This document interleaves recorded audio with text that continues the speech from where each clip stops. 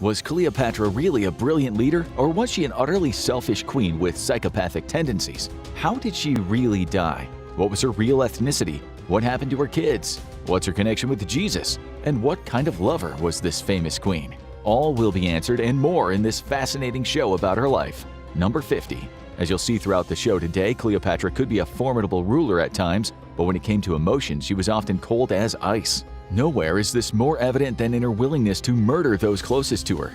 You'll know the details of her life soon, but for now, let's just say that with the help of her lover, the great Roman dictator named Julius Caesar, Cleopatra became the Pharaoh of Egypt. She then married her 12-year-old kid brother Ptolemy XIV Philopator.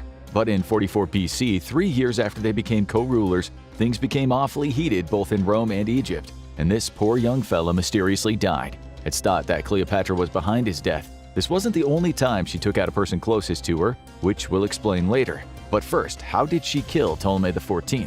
Number 49.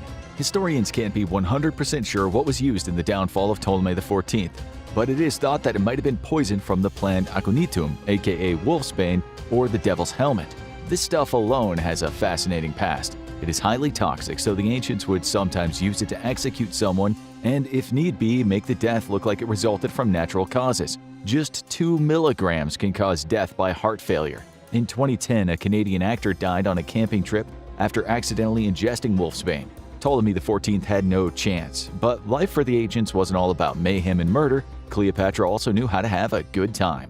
Number 48. People have been getting high for millennia, and for the ancient Greeks, Egyptians, and Romans, their fix of choice was usually booze. There's even a theory that when Alexander the Great died at 32 in 323 BC, it was due to him being an alcoholic. Cleopatra was well known for throwing wild parties at the expense of Egypt. It's said when she was with her partner Mark Antony, they'd get loaded together and dress up. They'd walk around the streets of Alexandria, engaging in what was the ancient version of YouTube pranks. She and Antony would wear clothes of slaves and wander around town in a drunken state. On her finger was a ring with the engraved word methy, intoxication. She just loved being intoxicated.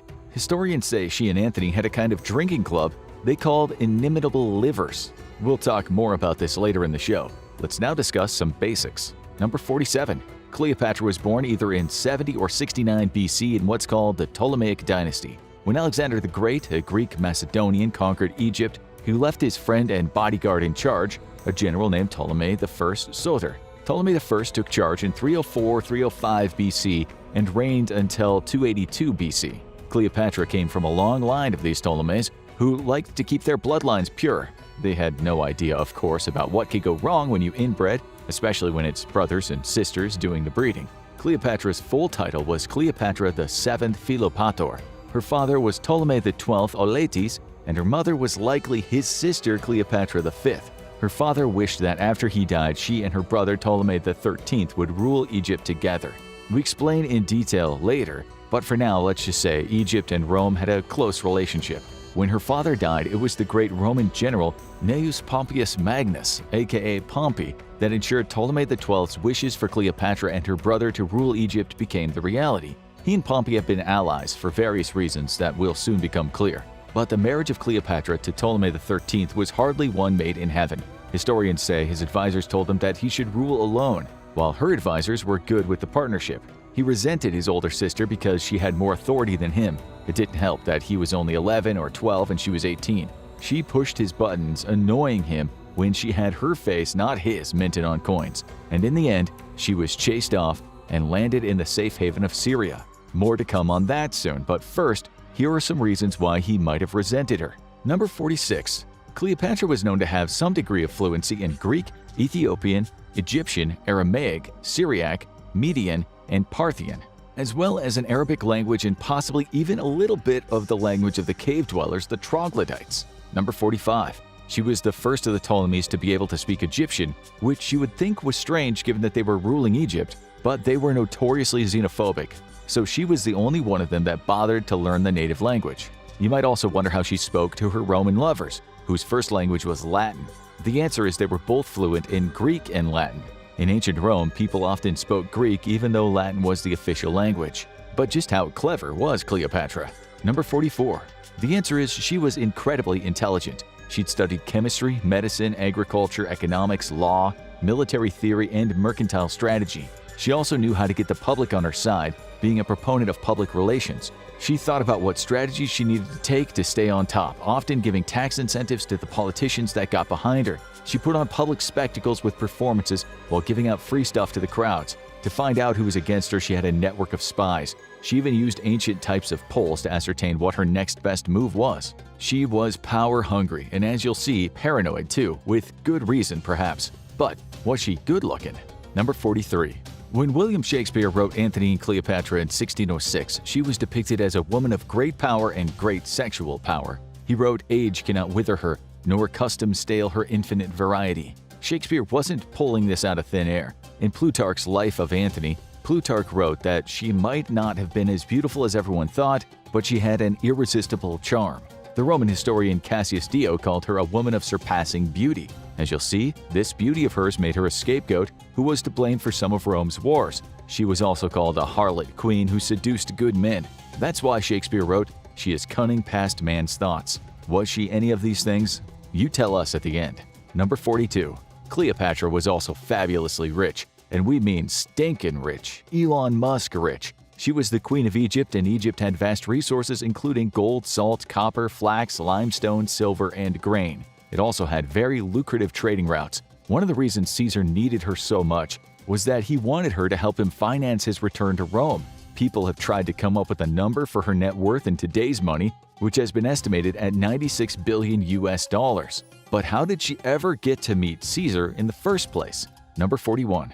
After Caesar had crossed the Rubicon and said the now famous words, "Alia iacta esto," let the die be cast, a civil war erupted in Rome when Caesar went up against Pompey, who you remember was an ally of Cleopatra's dad. Caesar went in pursuit of Pompey in Hispania and left Rome in the hands of the Roman politician and general Mark Antony, who you'll hear much more about later. Pompey went to Egypt thinking King Ptolemy XIII, or Cleopatra's brother, would take care of him, but instead Ptolemy XIII took his head and later presented it to Caesar. In fact, it was really the king's regent, the eunuch Pothinus, who did the offering. Pothinus was really the one responsible for turning the brother against his sister.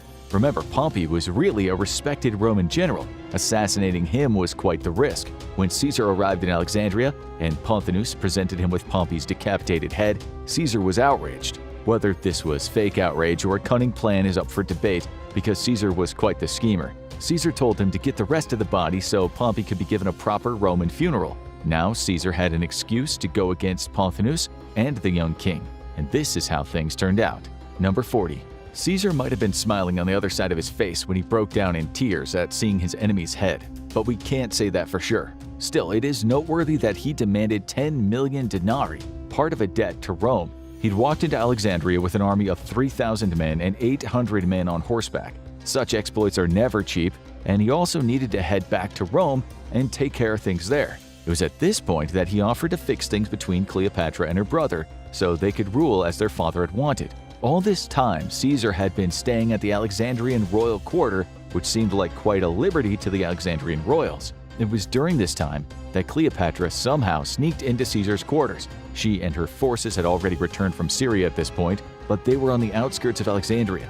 What happened next is debated, but one story says Cleopatra understood Caesar had a thing for women, even though he was married. She might have even sent emissaries to him, or maybe not, but she got to see him anyway, perhaps after being sneaked into his quarters in a sack or a rug. Ptolemy XIII realized his sister had been talking to Caesar and tried to ignite a riot against Caesar, but Caesar had him arrested. He tried again to convince the brother and sister to rule together, and for the other two siblings, Arsinoe IV and Ptolemy XIV, to rule over Cyprus, which then belonged to Rome. Ptolemy XIII instead raised 20,000 soldiers to attack Caesar's 3,800 forces. This became known as the Siege of Alexandria. As this raged on, Cleopatra and Caesar were more than likely getting it on, since they were trapped together. It seems Caesar became very fond of her during this time. To cut a long story short, Caesar had Pothinus imprisoned, and he was later killed, probably on the orders of Caesar. After Caesar's reinforcements arrived, Ptolemy XIII tried to flee, but later died from drowning. As for the sister Arsinoe IV, she ended up being captured and paraded through the streets in Rome during what's called a triumph, a kind of victory parade. She was later exiled. Cleopatra was not around at all at this time, probably because she was pregnant with Caesar's child. Before we get back to the story, let's have a look at some more of Cleopatra's talents. Number 39. She was not just politically very savvy, Cleopatra was a patron of the sciences, especially medicine, chemistry, and astronomy. This also showed her dark side. Number 38. It's said she loved concocting potions. As you know, she probably got rid of her brother using a potion of sorts. Historians said that she would take various plant extracts dissolved in alcohol and then feed them to prisoners, noting the effect and how long it took for them to die. Sure, that is rather unethical, but in a world of violence, you have to be ahead of the game. Cleopatra understood the power of chemical warfare, but man, was she brutal at times. Then again, all the Ptolemies were known for killing anyone vaguely against them, including their close family.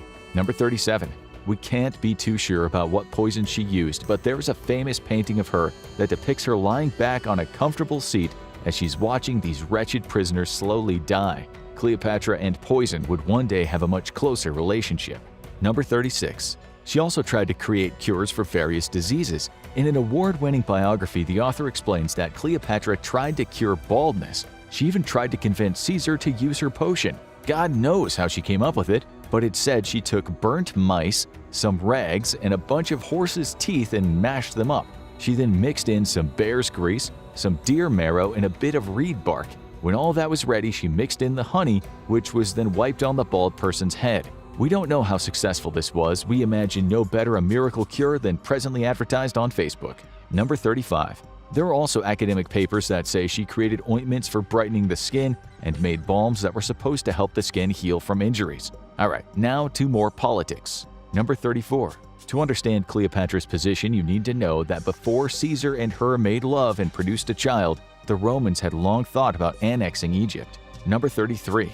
Also, long before Cleopatra was sharing a bed with Roman dudes, 3 Roman politicians formed a secret alliance. They were Pompey, Caesar, and also the man said to be the richest person in Rome, Marcus Licinius Crassus. It was when these guys had this secret threesome that Cleopatra's father agreed to pay Rome lots and lots of money. For that, they didn't annex Egypt and instead called him a friend and ally of the Roman people. But her dad also spent wildly on himself and got into more debt, hence the money owed we mentioned earlier. He ended up increasing taxes in Egypt, which led to protests and farmer strikes. So, young Cleopatra grew up in a time of great turmoil. Number 32. It's not certain why, but her father might have taken her from Egypt because so many people were enraged at him for his actions. He left Egypt in exile for Rhodes. The funny part is, when he was on one of the Greek islands getting a telling off by a Roman senator named Cato the Younger, the senator was sitting on the toilet at the time while being treated with laxatives. We aren't making this up, but we're not sure where Cleopatra was at this point. But it's said on this journey of hers that she and her pop stayed for a while at Pompey's villa in the east of Rome. When her father died, his debts died with him and became the responsibility of Cleopatra and her brother Ptolemy XIII. Number 31. Marrying her brother wasn't strange at all, since the Ptolemaic dynasty had been doing it in Egypt since Ptolemy II and his sister Arsinoe II came on the scene. But incest was not a Greek tradition at all, and in fact outraged the Greeks. It was a bit of a scandal at the time of Ptolemy II, but by the time Cleopatra was born, it had been the norm for centuries. Alright, so back to the main story of her life. Number 30. As you know, after the siege of Alexandria, Cleopatra was pregnant with Caesar's child. In fact, this child would be the only biological child of Caesar. He was named Caesarion after his dad. He was literally called Little Caesar. His life was destined to be a rough ride. Number 29. With the help of Mark Antony, Caesar became the dictator of Rome, which gave him the power to sort out the problem in Egypt. He decided that the 22-year-old Cleopatra would rule Egypt with her kid brother Ptolemy XIV. Ah, peace at last. Nope. As you know, she later poisoned him. And anyway, all the time she was supposed to be with her brother, she was staying with Caesar. Her choice was a 12-year-old kid or a 52-year-old man, and she chose 52. However, Cleopatra's choice of man might well have been an act of survival. Things then turned very dark indeed. Number 28. Caesar was stabbed multiple times by other senators who thought that he'd gotten too big for his britches. They'd even thought about enlisting Mark Antony, but then changed their minds and wondered if killing Antony was the better option. They decided against that since Antony was well liked in Rome. On March 15, 44 BC, just 3 years after the siege of Alexandria, the conspirators made sure Mark Antony was out of the way when they stabbed Caesar 23 times in the theater of Pompeii. His last words, some say, were issued when he saw one of his killers, Brutus, who'd been someone he trusted who he'd helped out. "You too, child?" he gasped as the life faded from him. Chaos was about to eclipse Rome once again, and Cleopatra was right in the thick of it. But where was she at this time? Number 27. She and Caesar had caused quite the scandal in Rome. They didn't hide their affair. She was living in Rome when Caesar was murdered. She had to flee Rome since her life was now in danger, but she left something of herself behind.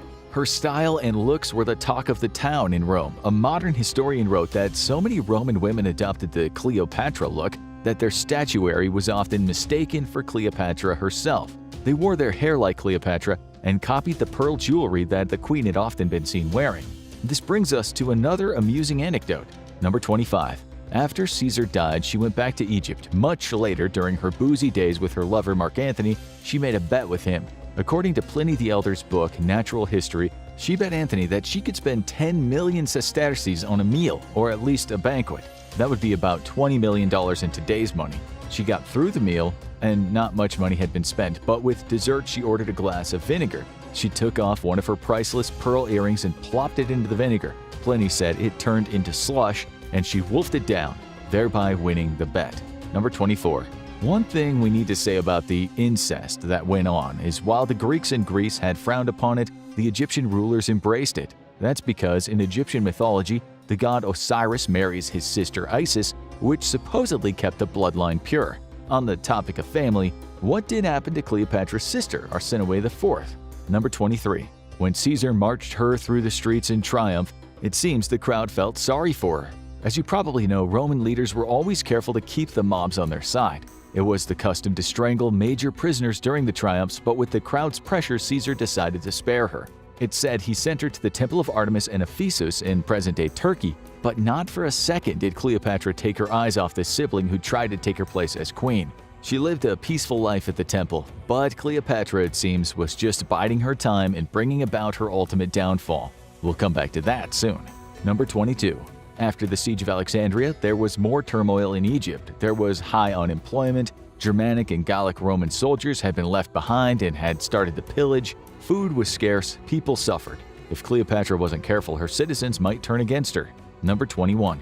But she used tax strategies and foreign trade agreements to create more wealth than Egypt had seen under some of her Ptolemaic predecessors. Number 20. You might have wondered all this time why she killed her own brother after Caesar died. Some of you probably guessed right in thinking that it was so she and Caesar's son Caesarion could rule together. Caesarion was just 3.5 when he was made co-ruler. It's worth noting that because Caesar was married, he kept news of his new son secret. Historians say he might have even denied being the father in public, but not in private. Meanwhile, Cleopatra, knowing that she had an ace in the hole, let everyone know who the father was. She even built the Caesareum Temple close to the harbor of Alexandria so people could worship him. Number 19. Did Cleopatra have a Caesarean section, aka a C-section? We don't think she did, but the term does originate in the Caesars. It's sometimes said Caesar himself entered the world after his mother had a C-section. In a book written in 1609, a French surgeon named Jacques Guillemot writes, Caesar was ripped out of his mother's womb at the very instant she died. Still, she didn't die in childbirth. In those days, the reason C-sections were performed was that the mother had already died. So the theory about it being Caesar's mother is wrong. Even so, the word "cisus" is a form of the verb "cidere," meaning cut. Number 18. Cleopatra's Egypt later went through more turbulence when weather patterns led to failing crops and mass hunger, which in turn resulted in inflation. Life became substantially harder for Cleopatra and her people. But what was happening in Rome was more important in terms of her survival. Number 17.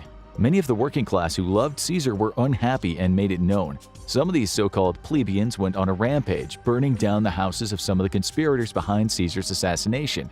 18-year-old Octavian, Caesar's grandnephew and adopted son, had been made heir by Caesar before his death. He became part of a new triumvirate with Antony and Lepidus.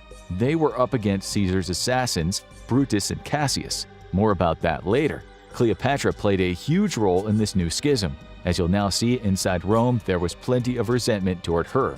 Number 16. When Caesar was alive and living large in Egypt, many people in Rome said the expedition was too costly. Some said the only reason he was there was because he was smitten with Cleopatra and that he'd made her ruler just to make sure she would satisfy his sexual needs. One Roman historian wrote that Caesar was very susceptible to women and that he should never have gotten involved with Cleopatra's fight for the throne. The Greek historian Appian of Alexandria went as far to say that Caesar enjoyed himself with Cleopatra at the expense of Rome. Plutarch also criticized him. He said there was no need for that intervention of his. All these people were writing after the fact, and it's hard to know if Cleopatra's cunning and beauty were overemphasized and if Caesar's lustiness was also a bit overblown. Still, there is no doubt in Rome that at the time of their liaisons, rumors did go around that Caesar was weak and neglected his responsibilities in the face of a wily woman. It's worth noting that a modern historian told the New Yorker that Cleopatra would not have been important if it hadn't been for Caesar. He said she would have been dead or exiled by her early 20s were it not for Caesar's intervention. Number 15. When Caesar and Cleopatra were still together in Egypt after her ascension to the throne, they both took a cruise down the Nile. It was fun as well as for exploration. After all, no one knew where the Nile ended. Such a magnificent exploration also showed Cleopatra's people what a great ruler she was. Things were still troubled at home though, so Caesar assigned 3 legions to protect her. Another arrived later, making it 4. They'd soon be very busy. But Caesar was also a winner in all of this. Number 14. Cleopatra gave him access to the Egyptian navy. It was now in the service of Rome if need be. When they went down the Nile, there was something like 400 ships, a grand-looking sight if ever there was one. At the head of the fleet was the Thalamagos, the Ptolemy's uber-luxurious state vessel, basically a floating palace. Number 13. Cleopatra also sent grain to Rome in spite of crop failures and widespread hunger in Egypt. It showed the Romans just how valuable Egypt was, but of course after Caesar died, the powers in Rome still wanted their piece of Egypt. This is why Cleopatra had her hands full, and this happened next. Number 12. Cleopatra was in a tough position. She had to pick the right side to support in Rome, but it's no surprise she picked a new triumvirate. Still, both sides asked for help. Historians say she waited for a while before making her decision and then sent the 4 Roman legions that Caesar had left in Egypt to Rome to support the new triumvirate. Number 11. She chose the right side. In 42 BC, after the forces of the triumvirate had been victorious in battles, Philippi, Mark Antony, and Octavian shared power in Rome. Lands were divided up between the victors. Caesar was now firmly replaced. Peace at last. Well, no, not really. Number 10. Let's go back to the past again for a while to better understand what Romans thought about Cleopatra. She stayed with Caesar for quite a long time at his villa. This was burning gossip at the time. They had many esteemed visitors, including the statesman and philosopher Cicero. He later wrote, "I detest the queen." He said that she was arrogant and she was awfully upset when she denied him a papyrus scroll he wanted from the Great Library of Alexandria, home to as many as 400,000 scrolls. Her time was well spent in Rome. Her astronomer helped Caesar create the Julian calendar, only replaced by our present calendar in 1582. It's hard to know if she was still there when Caesar went to Rome and Spain to start a war with Pompey's sons. Nonetheless, Rome certainly got a good taste of her, and she was thought of when this next thing happened. Number 9.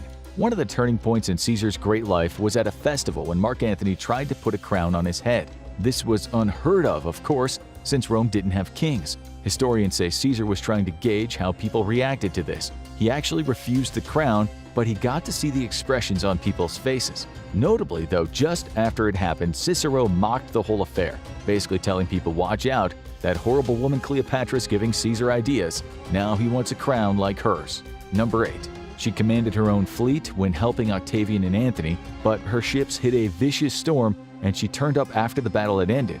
Still, after the war, Mark Antony seemed desperate to gain an audience with her. He sent her letters, but she didn't reply. It was only after he sent a personal envoy that she agreed to meet with him. Historians say he was already desperate to meet with her, and not because of politics and territory. He, as Caesar had been, was smitten with her. What happened next is one of the most told stories in history.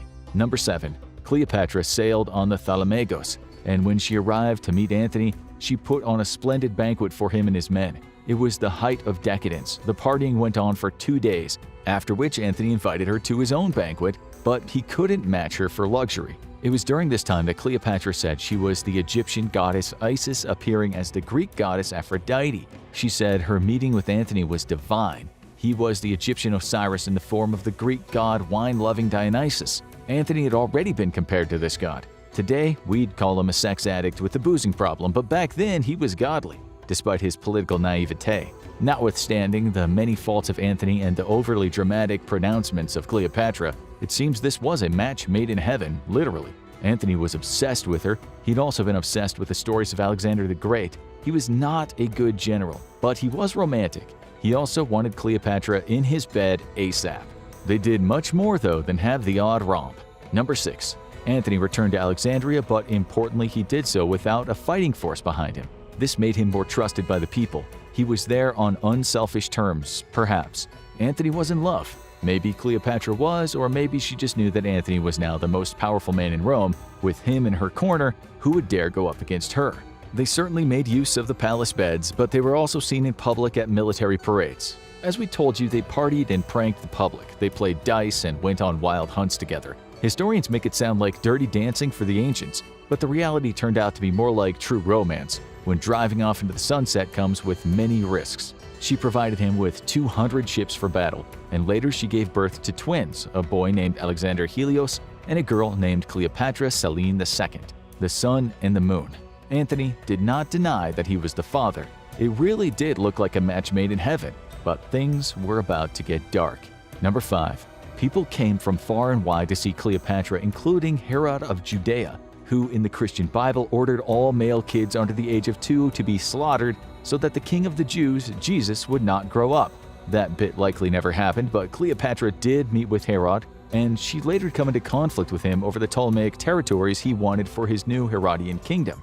Things got even worse for Cleopatra when Octavian married Antony's stepdaughter Claudia, and Antony later got hitched to Octavian's sister Octavia. This was for Rome's stability, but it made Cleopatra's rule much more uncertain. Still, even though Antony had 2 kids with his new wife, it seems Cleopatra was not at great risk, even from Herod, who was too busy fighting elsewhere to fight with Cleopatra's forces. When the twins were 3, Antony met them for the first time. He was meeting with Cleopatra not only out of love, but because he wanted to discuss Herod, and he also wanted financing for his latest campaign against the Parthians.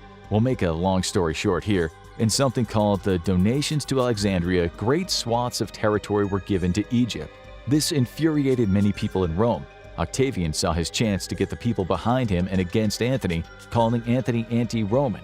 It certainly looked that way when Octavian took Antony's will from the Temple of Vesta. It said that Caesarion was Caesar's legal heir, and Antony was leaving everything he had to his children with Cleopatra, not his Roman wife. Octavian deviously said Antony was not a bad man, but he'd been hoodwinked by that cunning Cleopatra, just as Caesar had been by that enchantress from Egypt. The Senate was absolutely appalled at hearing that in his will Antony had said he wanted to be buried with his children not in Rome but in Alexandria. Things got even worse when Antony divorced his Roman wife and married Cleopatra.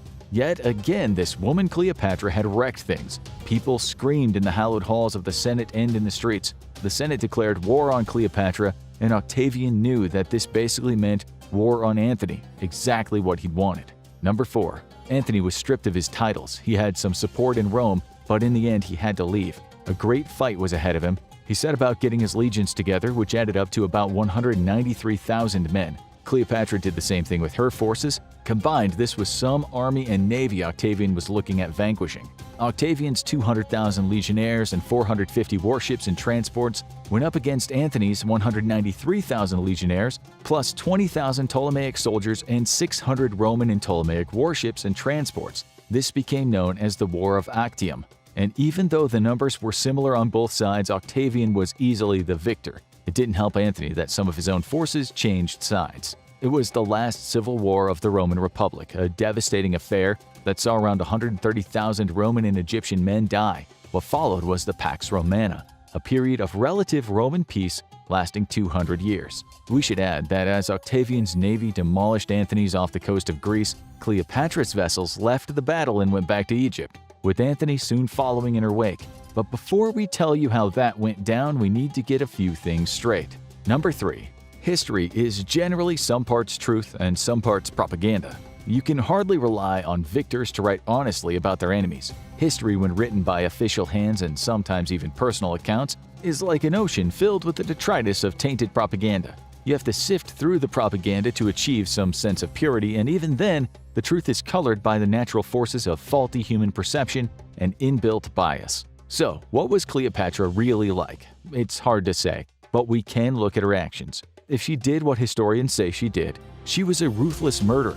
Did she really have to kill her brother Ptolemy XIV? And was her sister Arsinoe really a threat that required terminating? Given what we know, she could tick a lot of the boxes on the hair psychopathy checklist. Just look at the first 6 on that checklist, she ticks them all. Number 1, superficial charm. Number 2, grandiose sense of self-worth. Number 3, need for stimulation/proneness to boredom. Number 4, pathological lying. Number 5, cunning, manipulative. Number 6, lack of remorse or guilt. The list goes on. Promiscuity, sure. Parasitic lifestyle, no doubt. Poor behavior controls, yup. Impulsivity, correct. Irresponsibility, big time. This is more apparent when you understand more about her actions. She treated her country's treasury like it was her private bank account. One of her biographers says she ran her bureaucracy like paranoid Soviet leaders. As you know, her spies were everywhere. She was ruthless and she thought that it was her birthright. If you didn't show her deference, you paid in blood. As you know, she had the ego of a spoiled Hollywood brat child, telling people she was a god. She loved her own reflection and was very arrogant, as Cicero said she was. Let's remember that during his lifetime, Cicero spoke out about using reason over violence and was an outspoken supporter of the poor and disadvantaged. Maybe what he saw in Cleopatra was a Machiavellian brat obsessed with material goods. Incidentally, Mark Antony ended up having Cicero executed and his hands and head nailed to the rostra in the Forum Romanum. All we're saying is there are different ways to look at Cleopatra, so her status as a majestic heroine has to be taken with the same pinch of salt as her status of an evil queen. Like all humans, Cleopatra would have been complex with a very nuanced personality. But what happened to her and her children? Number 2. During the war, Cleopatra sent Caesarion off to India, but after the war was over, Octavian managed to persuade him to come back to Rome, where he said it was safe. Octavian also officially annexed Egypt, ending dynastic rule. It's written that Octavian later said too many Caesars is not good. He believed he was the true heir of Caesar, and he had Caesarion executed. As you know, Cleopatra and Antony's twins were forced to be paraded through the streets during Octavian's triumph in Rome. They were dressed as the sun and the moon, and an effigy of their mother was beside them. We don't know what happened to the boy as he vanishes from the historical record. Still, we do know the girl was educated in Octavian's wife's household and ended up becoming a powerful woman after marrying King Juba II of Numidia in northwest Africa. She had 2 kids of her own but died at the age of 35. Ptolemy Philadelphus, who was Cleopatra's youngest, also a son of Mark Antony, was educated with the other kids, but he too just goes missing from the historical record. As for Mark Antony, there's so much speculation about his death. It might be a case of when you're faced with either printing the truth or the legend, print the legend. And that legend is that after Antony wrongly heard that Cleopatra was dead, in his crippled emotional state, he almost died. YouTube won't let us say how. He was then taken to a monument of Cleopatra and died at her bosom. Had that not happened, he would have certainly been captured and executed in front of many people. Cleopatra was captured after Octavian had walked into her palace and seized her 3 kids. It's written that she said to him, "I will not be led in a triumph." She did not want to be paraded around like a prize prisoner only to be killed in front of joyous crowds. She died there in Alexandria, but who knows how. Cassius Dio wrote, "No one knows clearly in what way she perished, for the only marks on her body were slight pricks on the arm." Many stories have been told. One said she allowed herself to be bitten by a snake called an asp, or perhaps it was a cobra, but historians point out that the chances of a snake being there with her in confinement are slim. Maybe she was given a special drink, just as she'd done to others in her time. The story goes that Octavian had allowed Cleopatra to give Antony a proper burial, and when she died, Octavian buried them together as she'd asked. Their tomb has never been found. The ending might not have been that romantic, who knows? Maybe Octavian just fed them to the wolves. But such a story would not have had the same propagandistic appeal. Number 1. The last thing we'll discuss is Cleopatra's bloodline. Many people have been talking about it lately. It's not highly debated, as some people say. Her bloodline was Greek Macedonian, with a small chance she had some native Egyptian blood or maybe some Persian blood, but she was a European woman of mostly Greek origin. She was the product of generations of incest, lucky to have been born without serious health problems. Still, we don't know how inbreeding affected others in her dynasty because there are no medical records of the Ptolemies. We do know inbreeding led to disasters for the Egyptians, including King Tutankhamun. Famed for beating the men at their own game, Cleopatra has always had a place in our consciousness. From the Shakespearean play to that Hollywood picture, to bars of luxury soap, her image conveys a sense of beauty, wealth, womanhood, and power. But how much money was behind that beautiful diplomatic facade? Compared to today's billionaires, is Cleopatra considered super wealthy or just stinking rich? And how do the other pharaohs fare on today's rich list? Let's find out in today's episode of the infographic show, How Rich Was Cleopatra and Other Pharaohs? Cleopatra was one of history's best loved and well-known figures, famed for using her beauty, intellect, and wit to make political advantage. In Arabic circles, however, she is known more as a scholar than a lover and a fighter, and 400 years after her death, a statue of Cleopatra was erected at the religious center of Philae, with sub-Saharan pilgrims traveling north to Egypt to pay homage. Some historians say that she was beautiful, while others claim that she was rather plain. Some say she was war-hungry, others say scholarly, but one fact all historians do agree on, Cleopatra was totally rich. Born in 69 BC, Cleopatra was part of the Macedonian dynasty that ruled Egypt from the death of Alexander the Great in 323 BC to Cleopatra's death and Roman conquest in 30 BC. She forged political alliances and was said to have been extremely charming and able to adapt her personality to whomever she was entertaining. Her life has been dramatized by William Shakespeare and subject to a feature film starring Elizabeth Taylor. Modern everyday products named after her legacy include a popular soap brand, a perfume line, makeup, ladies' tights, and women's boots. The Egyptian economy during Cleopatra's reign was rudely healthy, and by today's standards, she herself was fabulously wealthy. The industries flourishing in Egypt at the time included glass, wheat, linen, oils, papyrus, and unguents. And these were all essentially royal monopolies that Cleopatra would have benefited directly from. Plus, all her subjects paid taxes to the crown on every nameable sellable item, so indirectly she benefited from all commerce outside of the royal monopoly. From this, we can calculate that Cleopatra pocketed roughly half of all Egypt's produce, and her annual cash revenue was to the tune of 12,500 silver talents. The average wage of a priest in Cleopatra's day was, by comparison, 15 talents a year. The most lavish of funerals would have cost a single talent. By today's standards, Cleopatra was a billionaire on a Bill Gates level. On one contemporary rich list, Cleopatra is positioned at number 22, a few points behind John D. Rockefeller, but ahead of Napoleon and JP Morgan. The same list valued her at a net worth of $95 billion, which is about the same as Mark Zuckerberg and Elon Musk combined. On Money Magazine's historic list of the world's richest women, Cleopatra sits one place above Catherine the Great at number 7. Cleopatra wasn't Egypt's first female pharaoh. Before her came Hatshepsut, who took a stake of gold mines with an output of about $2 billion in today's money and controlling one of the largest empires in the ancient world and taking control of vast stores of copper, gold, and precious stones. Female pharaoh Hatshepsut is historically the 9th richest woman in the world, 2 places behind Cleopatra in Money Magazine's list. The rich and famous of ancient Egypt lived in decadent times of high fashion, parties, wine, and sex, and when the party was finally over, just before they died, the truly rich had to make arrangements to get themselves mummified. Immortality was a commodity for the truly rich, and the tombs are teeming in information about these pharaohs. When King Tut's tomb was opened in November 1922, the priceless gold therein simply stunned explorers and looters alike. The contents of the tomb were insured for $680 million before going on display in Switzerland in 2004. Although King Tut was a relatively unknown and unimportant boy king, the discovery of the tomb did beg the question, what treasures must be contained within the tombs of the more celebrated pharaohs? Possibly the richest of the pharaohs was Amenhotep III, who led Egypt during the height of the Golden Age and has the distinction of having the most surviving statues and monuments of any of the pharaohs. Crowned as a child, Amenhotep lived in a time of great prosperity and artistic splendor when Egypt became the richest and most powerful nation in the world. So rich in fact that it was envied by the likes of Babylonia, Assyria, and Mitanni, and Amenhotep's letters show that he was not above sending gold to surrounding kings to avoid conflict. Amenhotep reinforced his position with a massive building program with monuments dedicated to the Egyptian gods, particularly Ra, the sun god, whose body is the shape of a man and whose head is that of a falcon or hawk. The most greatly admired pharaoh is Ramses II, who was the greatest of the pharaohs and most celebrated due to his military mind and cunning. Ramses was interestingly born outside of the royal line, but his family's servitude to the royal family won him access to the throne, where he became admired as a great warrior. Ramses lived to 96 years of age, had over 200 wives and concubines, 60 daughters, and 90 sons, and his name is inscribed on virtually every Egyptian ancient site.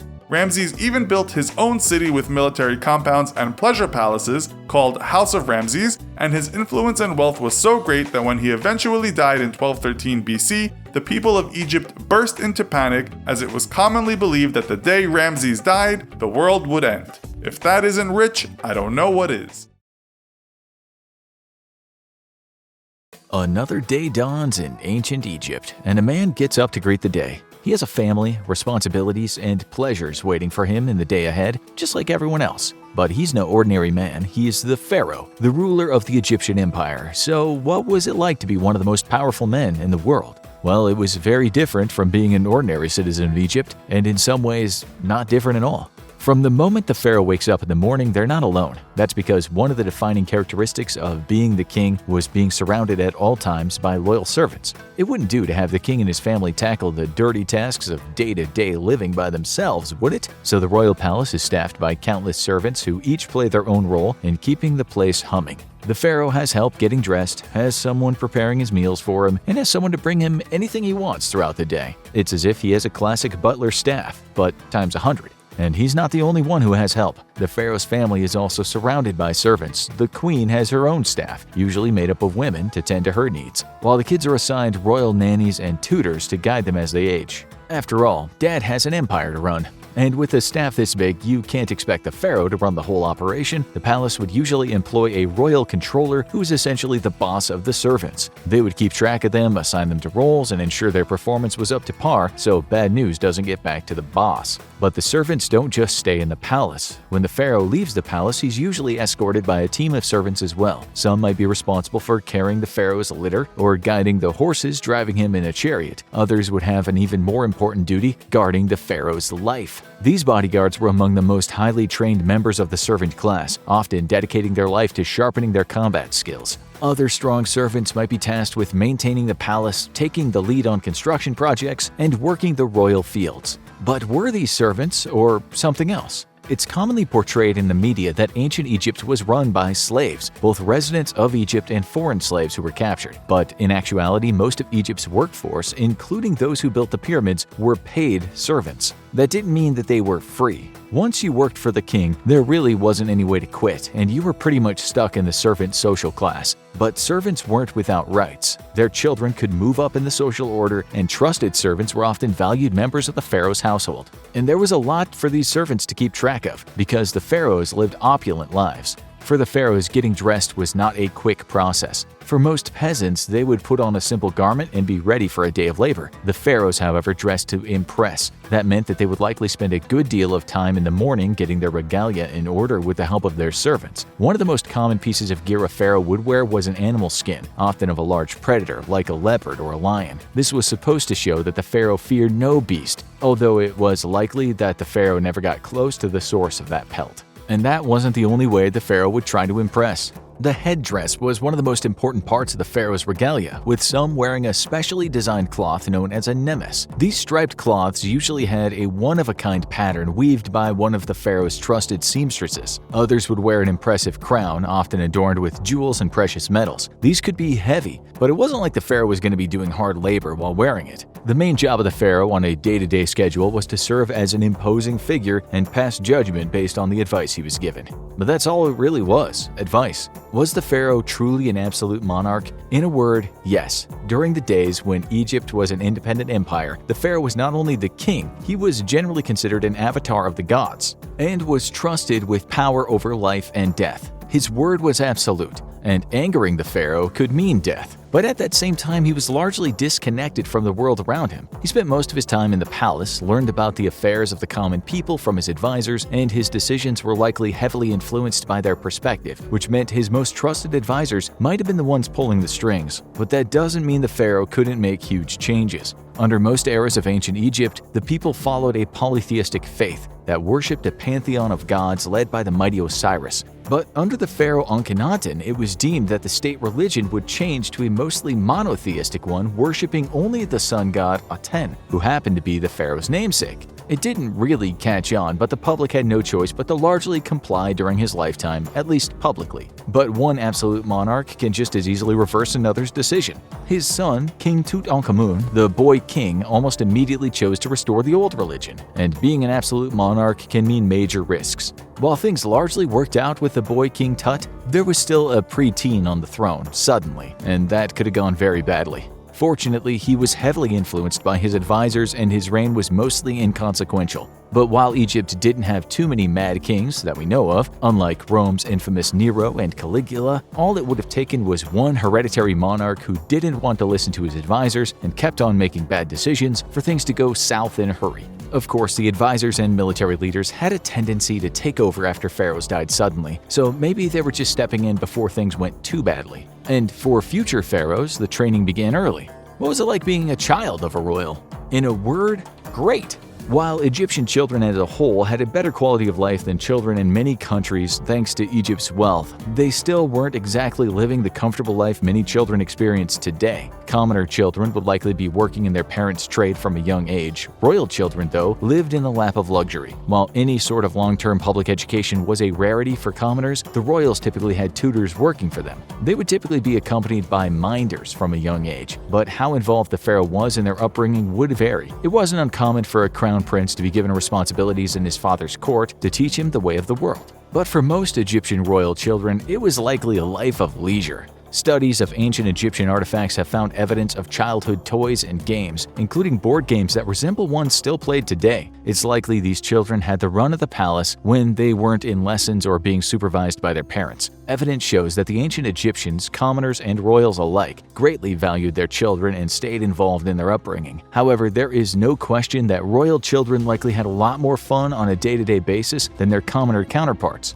And having the run of the palace meant quite a lot of opportunity. Egypt was the largest and most powerful empire in the world at the time, and it wouldn't do for a mighty pharaoh to live in a palace that didn't reflect it. While the most impressive structures in Egypt were undoubtedly the pyramids at the Gizeh Acropolis, there's no question that the Egyptian palaces we've learned about were among the most impressive ever constructed. The best-known one is Malkata, the New Kingdom Palace of Amenhotep III. Located on the bank of the Nile in Thebes, it was mostly built out of mud brick and is estimated to have taken 18 years to complete. It was the largest royal residence ever constructed in Egypt, and they made good use of that space. Among the many features in the palace was a large artificial lake connected to the Nile through a series of canals. This eliminated the need to bring fresh water to the palace manually. The palace was filled with multiple halls, villas, courtyards, and smaller palaces, and apartments for the associates of the pharaoh. And the pharaoh's private quarters were almost a palace in itself, with 4 rooms including a bedroom, a dressing room, and even a harem's quarters. A massive temple dedicated to his wife and honoring the crocodile god Sobek was on the grounds as well. But time had a way with even this mighty palace. Today, little remains of Amenhotep III's glorious palace besides its foundations, but they're enough to create an impressive visual of just how big the palace was. There's no question that the pharaoh and his family lived in luxury, with a sprawling palace complete with massive dining room where they would eat… Wait, what did they eat exactly? Obviously, the food of ancient Egypt was a very different beast than today's cuisine. Few modern cooking implements existed, and all food was sourced locally. But the food of the pharaohs was still very different from that of the commoners. Commoners didn't have access to many luxury goods, but surprisingly, the staples of both were the same, and they both came down to the same crop. Wheat, the largest crop in ancient Egypt, was the stuff of life. The base of meals for all people was bread and beer. The bread was typically made from emmer wheat, while the beer was typically cloudy with plenty of unsifted solids. As such, it was more like alcoholic gruel than Miller Lite that we all know. But that's where the similarities ended. Fruits and vegetables were also served to the pharaoh, with the most common local crops being garlic and scallions. That'll add a pop of flavor, but it's not exactly going to fill you up. The availability of other crops like lettuce, celery, cucumber, and gourds, as well as fruits like dates, figs, and raisins were varied. These were typically considered luxury crops, although the working class might be able to get a hold of some when there was a surplus. The fruits would often be dried to preserve them for longer, and the pharaohs would usually have access to them throughout the whole year. But where's the beef? The Egyptians were fairly advanced in domesticating animals, and they raised cattle, sheep, goats, and pigs. They also hunted birds and fished in the rivers, giving them ample supplies of meat. Only the poorest didn't have access to any animal protein, usually subsisting on legumes instead. But hunting and raising animals was a time-consuming process, and subsistence farmers often didn't have the time for it. While the meat on the table would be modest for them, it would be anything but for the pharaohs. There's evidence of the ancient Egyptians raising massive numbers of oxen, with the workers building the Great Pyramid being served beef every day. And for the pharaohs, life was likely a never-ending buffet. The pharaohs had the resources to raise large numbers of domesticated animals, and if they wanted a specific meal, they could always send their servants out to hunt for it. That meant the table was usually filled with wild birds, beef, mutton, pork, fish, and anything else they could get their hands on. This was also the era when one of the most famous delicacies in the world was invented: foie gras. This deliberately fattened goose liver was developed back in the 25th century BCE. They were also fond of eating a much smaller bird, sparrow, which reportedly had aphrodisiac properties. And the pharaoh would build up a big appetite because he was actually pretty busy all day. The day would start with him being dressed and cleaned by his servants, including anointing him with scented oils. Once he was wearing all his robes and jewels, he would go to the audience chamber. There he would face his daily meetings. But don't worry, they would be flattering. After all, he's a king who is also considered a god, and those in the meetings are a combination of commoners, noblemen, and visiting dignitaries. The odds are every single one of them would bow before him as they entered, often presenting him with offerings. The only ones who would not seem to show this level of intense devotion are his everyday advisors, but even they would probably bow to the pharaoh. But even the pharaoh answers to someone. After the daily audiences, the pharaoh would likely go to the temple to pay his tribute to the gods, making the daily offerings with the assistance of the high priest. This is a time of quiet devotion. But it's not just religion that guides him to do this. He's also seen as the shepherd of the country, and if it was to descend into chaos under him, he could be ousted in a coup, potentially even by his own military leaders or advisors. So dutifully, he talks to the statues of the gods and then sacrifices cattle to them with the help of the royal butcher. It's a private affair for the pharaoh, only accompanied by a few trusted people, and it's a rare moment of quiet reflection for the man who rules all of Egypt. But then it's time for the pharaoh to leave the palace. You can't carry out all the royal duties from the safety of the palace, and what would be the fun in that? So it's time to head out on the daily errands, but the pharaoh isn't going to be walking on his own 2 feet. That would be undignified. It would also be risky. So he's likely going to pick between 2 main forms of transportation. The first is the traditional horse-drawn chariot, very useful for when you need to go fast. In fact, many pharaohs like to use the chariots for recreation as well, using them to hunt or race other chariots. Or he could go under foot power, but not his own. The royal litter is a device used for thousands of years, and it's as simple as can be. A small chamber containing a comfortable seat for His Royal Majesty, attached to several poles that will be carried by entrusted servants. A small litter might be transported by only 2 people holding on 2 poles, but larger ones, like those fit for a king, would likely be transported by 4 people at a time. This would be the ideal mode of transportation for a king out on local errands. So, what would a king actually get up to on his daily errands? The pharaoh usually had a lot of different construction projects going on at a time, with each site being run by a royal foreman. He would regularly visit each site, getting a look at the progress and presenting any updates to the plans. He would also take general tours of the city to let people see him. This is a useful way to build up the loyalty of the local population and keep them from becoming disconnected from the royal family. This is the biggest event of the day, with many locals crowding around to catch a glimpse of the man they view as an avatar of the gods. And from there, it's back to the palace for dinner and a relaxing night's sleep.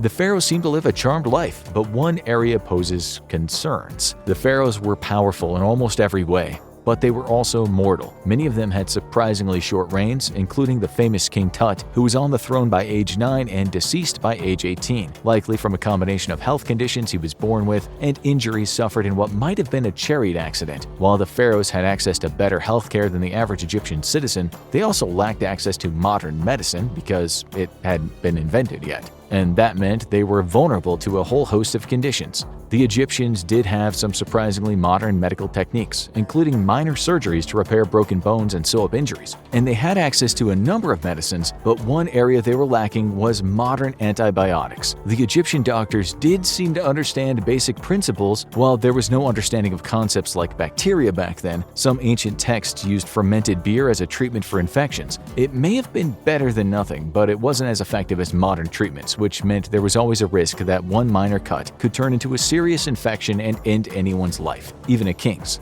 And there was another major risk factor to being a pharaoh, and it started way before they were even born: Who was worthy enough to marry a pharaoh? Well, clearly not a commoner, and most lower-tier nobles probably didn't qualify either. Clearly we gotta keep it in the family, so Egyptian royal families were heavily inbred. It was common for kings to marry a sister, often a half-sister from one of the previous pharaoh's other wives. This reduced the genetic inbreeding, but it was still common for pharaohs to be born with genetic conditions. King Tut was born with a club foot, scoliosis, and potentially a genetic condition like Marfan syndrome that might have contributed to his early demise. But with Pharaoh's death isn't really the end. Death was right around the corner for everyone in ancient Egypt, and they were firm believers in an afterlife, so it was common for pharaohs to begin planning for their death long before they were expecting it. One of the most important tasks of a pharaoh's life was designing their own tombstone, ranging from an impressive memorial palace to a magnificent giant pyramid that would hopefully still be standing thousands of years later. These tombs are among the most significant architectural achievements left from ancient Egypt. It might seem morbid to plan so thoroughly for your own death, especially as a young kid, but because the Egyptians had such a literal view of the afterlife, it was almost comforting. Death, no matter how or when it happened, was just the next step of the journey, and they wanted to be well equipped. In addition to building their final resting place, they would often carefully pick what they'd be taking to the grave with them.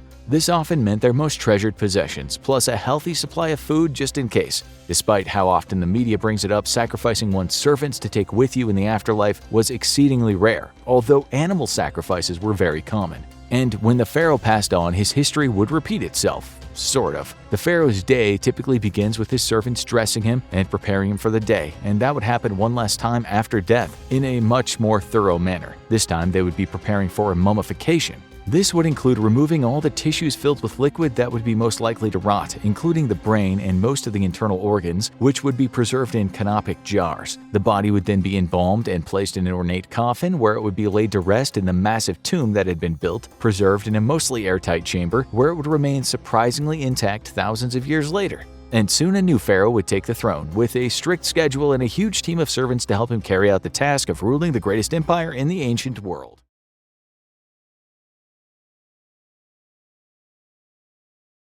We've all been there, right? You find yourself snooping around the ruins of the lost ancient Egyptian city of Hamunaptra, where you suddenly stumble upon a strange sarcophagus and a book, both kept shut by some ancient locking mechanism. You try to get them open, despite the hieroglyphs warning you that it's a very bad idea. Luckily, you happen to have just the thing on hand. What you thought was a simple puzzle box from centuries ago that also contained a map that partially led you to Hamunaptra seems to be the key for this ancient lock. Opening up the sarcophagus, you're met with a decomposing mummified corpse, little more than bones and rotting flesh. But that's odd, isn't it? Surely this person died centuries ago. Their body should have been fully decomposed by now, right? On the inside of the sarcophagus lid, you find scratch marks left by fingernails, like someone's trying to claw their way out. That could only mean one thing. This person was buried alive. You also find a scrawled message on the inside of the lid that translates to, "Death is only the beginning." Now, setting that mystery aside, you turn your attention to the black-bound book and use the same key to unlock its mechanism. As you start flicking through the pages, you read aloud ancient incantations just for the heck of it. After all, why not? What's the worst that could happen? Well, you really shouldn't have let your curiosity get the better of you, because you just resurrected the spirit of an ancient high priest of Osiris, and he's not going to be too happy that you've awoken him from his slumber. The corpse you just found wasn't just any ordinary Egyptian mummy, it's Imhotep, the mummy, and now he's risen as a walking disease, a plague upon mankind, an unholy flesh eater with the strength of ages, powers over the sands, and the glory of invincibility. If you're not a fan of the beloved 1999 remake of the original black and white horror classic, we should clarify that Imhotep is the main antagonist of the mummy. During his mortal life, he was the high priest of Osiris, an ancient Egyptian god commonly associated with fertility, agriculture, and life, but more pressingly, the afterlife, the dead, and resurrection. Imhotep was a close advisor to Pharaoh Seti I, who oversaw the construction of the Temple of Amun-Ra, a deity worshipped as two separate gods in early Egyptian civilization, those being the sun god Ra and Amun, the creator of the universe. Despite his powerful position and the trust of the pharaoh, Imhotep had a secret, one that would ultimately cost him his life. He fell in love with Ankh-Su-Namun, the pharaoh's mistress. Even though the pair tried to keep their romance a secret, Seti eventually discovered the truth. The pharaoh was furious, but before he could enact his royal wrath on the couple, Imhotep and Anaxunamun killed him, causing Seti's bodyguards, the Magi, to storm in. While Imhotep was able to be ushered away just in time by his priests, Anaxunamun wasn't so lucky. The high priest vowed to resurrect her, gathering her body in various canopic jars, containers used by the ancient Egyptians during mummification to store extract organs for the process. However, as Imhotep attempted to use the Book of the Dead to retrieve his lover's soul from the underworld, the Magi intervened and stopped the ritual. As punishments for his crimes, Imhotep and his fellow priests were mummified while still alive. Their tongues were cut out and their bodies wrapped in tight strips of cloth. They were to be buried within the walls of Hamunaptra, but Imhotep himself was condemned to the worst of all ancient curses, one considered to be so horrible that it had never been used as a punishment until now: the Homdai. His sarcophagus was filled with carnivorous scarab beetles that would devour him for all eternity. He could eat them too, but this would cause him to stay alive forever, just as they would forever be there to eat him. His sarcophagus was buried at the foot of a statue of Anubis, the god of funeral rites, protector of graves, and guide of souls to the underworld. And that's where you found him, and accidentally woke him up. Now let's face it, as much as we all might wish we could be Rick O'Connell, there's really only one man who could have ever lived up to that. So with a murderous, life force draining mummy on your tail, you're gonna need more than just smooth charms, amazing hair, and plenty of guns to get out of this one alive. Immediately after the resurrection, Imhotep isn't quite at full strength just yet, and is still in corpse form. That doesn't mean he's any less dangerous though, but if there was an ideal time to face him, it's before he's able to reassemble himself. Immediately after the resurrection, Imhotep's abilities are weaker, but they grow stronger whenever he nourishes himself. And we're not talking about an energy bar. Instead, he prefers killing and assimilating the organs and fluids of human beings. The problem is, he's not only immortal, but he's functionally invulnerable, able to withstand most forms of physical damage. Even weapons developed centuries after his mummification, like conventional firearms, can't kill him. If you have a shotgun handy, you might be able to slow him down with a few blasts. But whether he's hit with blades or bullets, Imhotep simply will not die. Your best bet is to try to at least slow him down and hope you can get far enough away before the ancient priest can regain his full power. Luckily, Imhotep isn't coming after you just yet. After his initial resurrection, he must first kill whoever opened the chest that contained the Book of the Dead by sucking all of their organs and fluid out, leaving them as a withered husk. In order to make himself human again, he also needs eyes, a tongue to replace the one that was cut out of his mouth, and fresh skin since, well, he's decomposed. He might just get all of what he needs if, say, for example, some rival treasure hunters happen to be passing by. See, you might have read the incantation from the Book of the Dead, but you weren't the one to find it, those pesky Americans were. Fortunately, and also kind of unfortunately for you, they've got eyes, tongues, and skin of their own that Imhotep can use to reassemble himself. So while you might not be his first target, Imhotep can still use the body parts of your rivals to rebuild his body and start restoring his strength. A key to knowing how to beat an enemy is knowing what they want. For Imhotep, he's driven by a goal that stayed with him for 3,000 years. Through centuries of painful eternal life spent being eaten by scarabs, he seeks to resurrect his love, Anaxunamun. However, her body was not subjected to the Homdai like he was, meaning her remains would have decayed like an ordinary person's. But Imhotep can still use black magic to call forth Anaxunamun from the afterlife. He just needs a vessel for her. So, if you or anyone you know is considered an appropriate host for his lost love, or if you happen to be Rachel Weisz, then Imhotep will likely be coming after you once he's managed to put himself back together. In order to perform the unholy ritual to resurrect Anaxunamun, however, Imhotep will also need the Black Book of the Dead. If you still got that with you, then you could use it to barter for your life should the mummy catch up with you. Of course, then there'd be nothing to stop him from bringing his dead love back to life in the body of an innocent person, and then using his powers to subjugate the world and install himself and later the resurrected Anaxunamun as two new pharaohs. But we'll worry about that later. With the book in your possession and no way to damage Imhotep, you don't have a whole lot of options when it comes to getting the undead mummy to stop chasing you.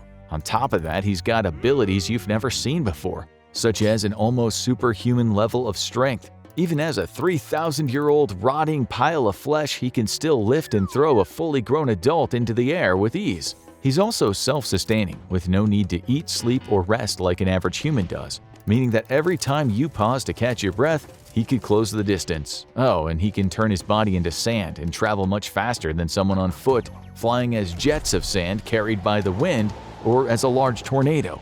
Imhotep can even turn into sand and get through locked doors, pouring the grains through the keyhole or slipping under the bottom of the door. So if you were thinking the old tried and true lock yourself in a well-stocked bunker approach would work, then you'd be very wrong.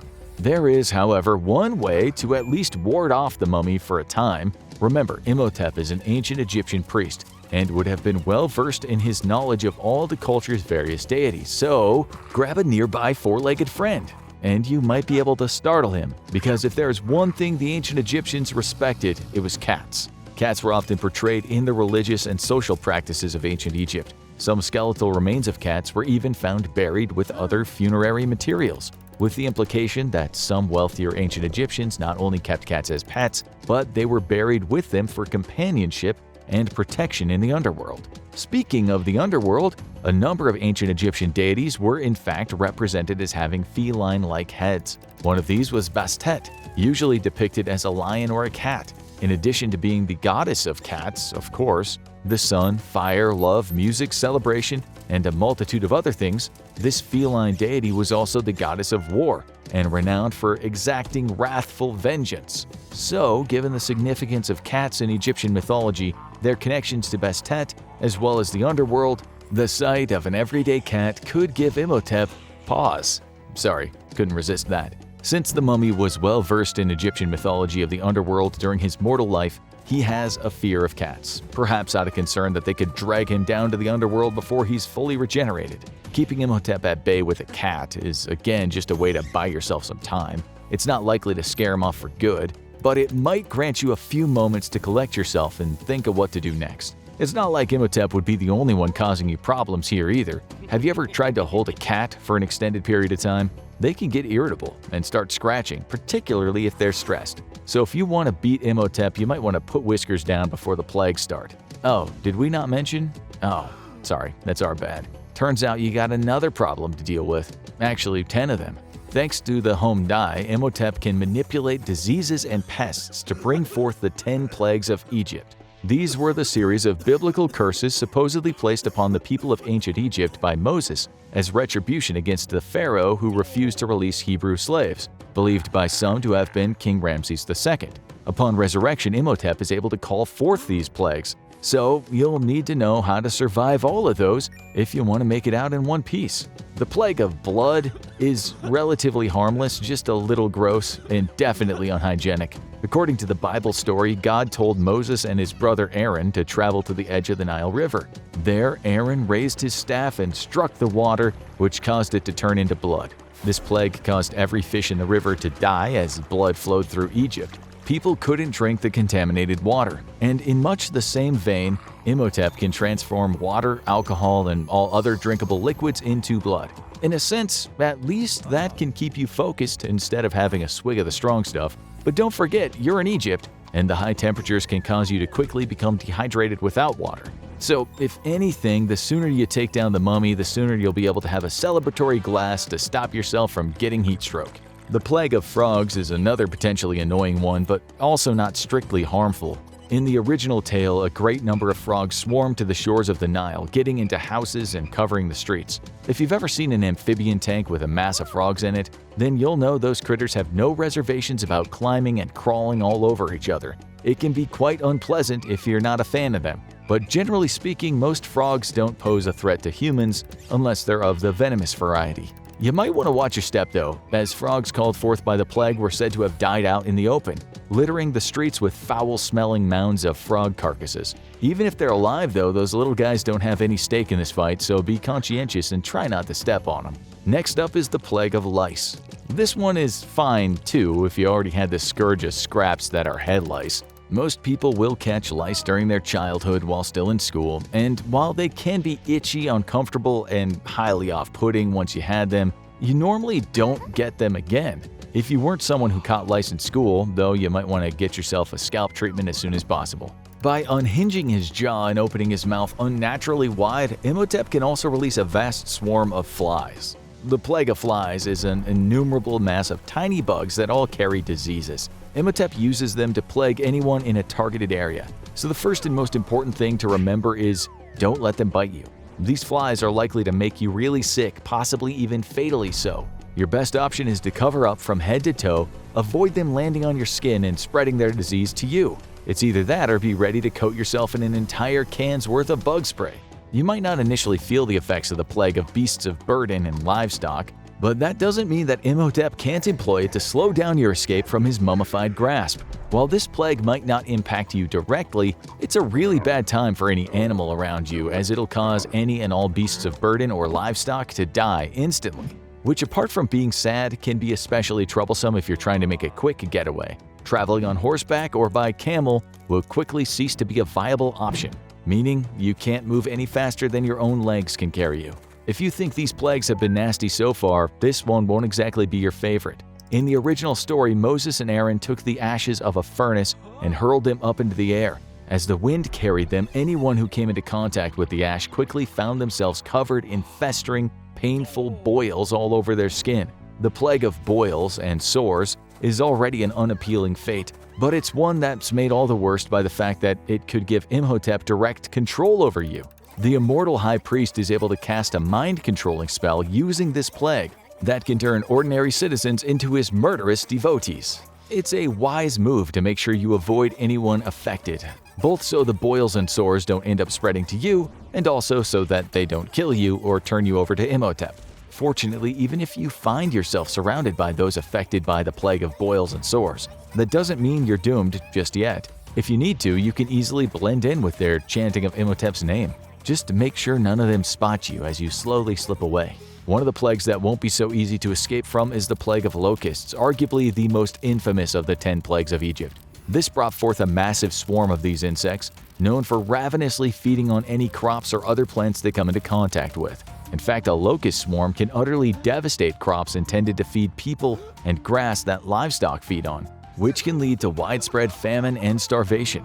When Imhotep summons the plague of locusts, the insects will gather on anything and anyone that isn't quick enough to move. As voracious as they are, locusts aren't known to eat human flesh or buildings, just crops and plants. To avoid having to deal with this plague altogether, your best bet is to either get inside or underground to avoid being swarmed.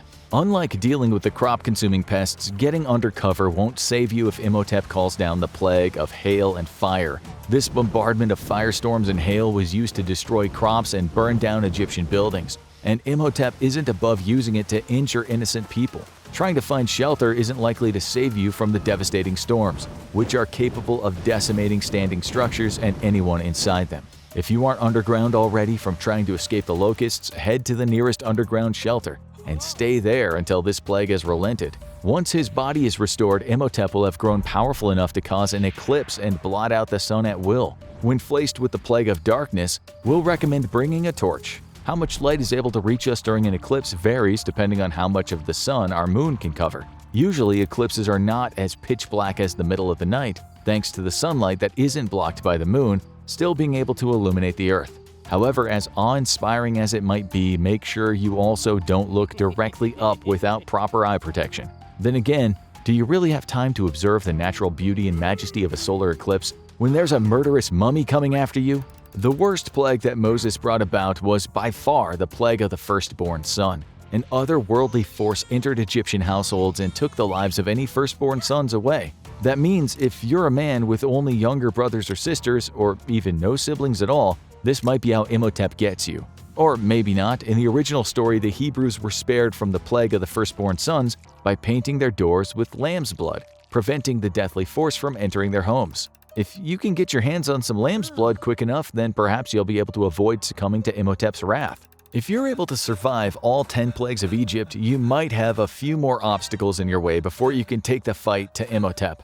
Even before his live mummification, the former high priest possessed the power to resurrect the dead, attempting to use that ability to resurrect his love, Anaxunamun, from her grave. Of course, her soul being in the underworld meant he couldn't do so without the incantations of the Book of the Dead. But in his resurrected form, he can reanimate the decomposing bodies of his deceased priests, creating a small army to do his bidding.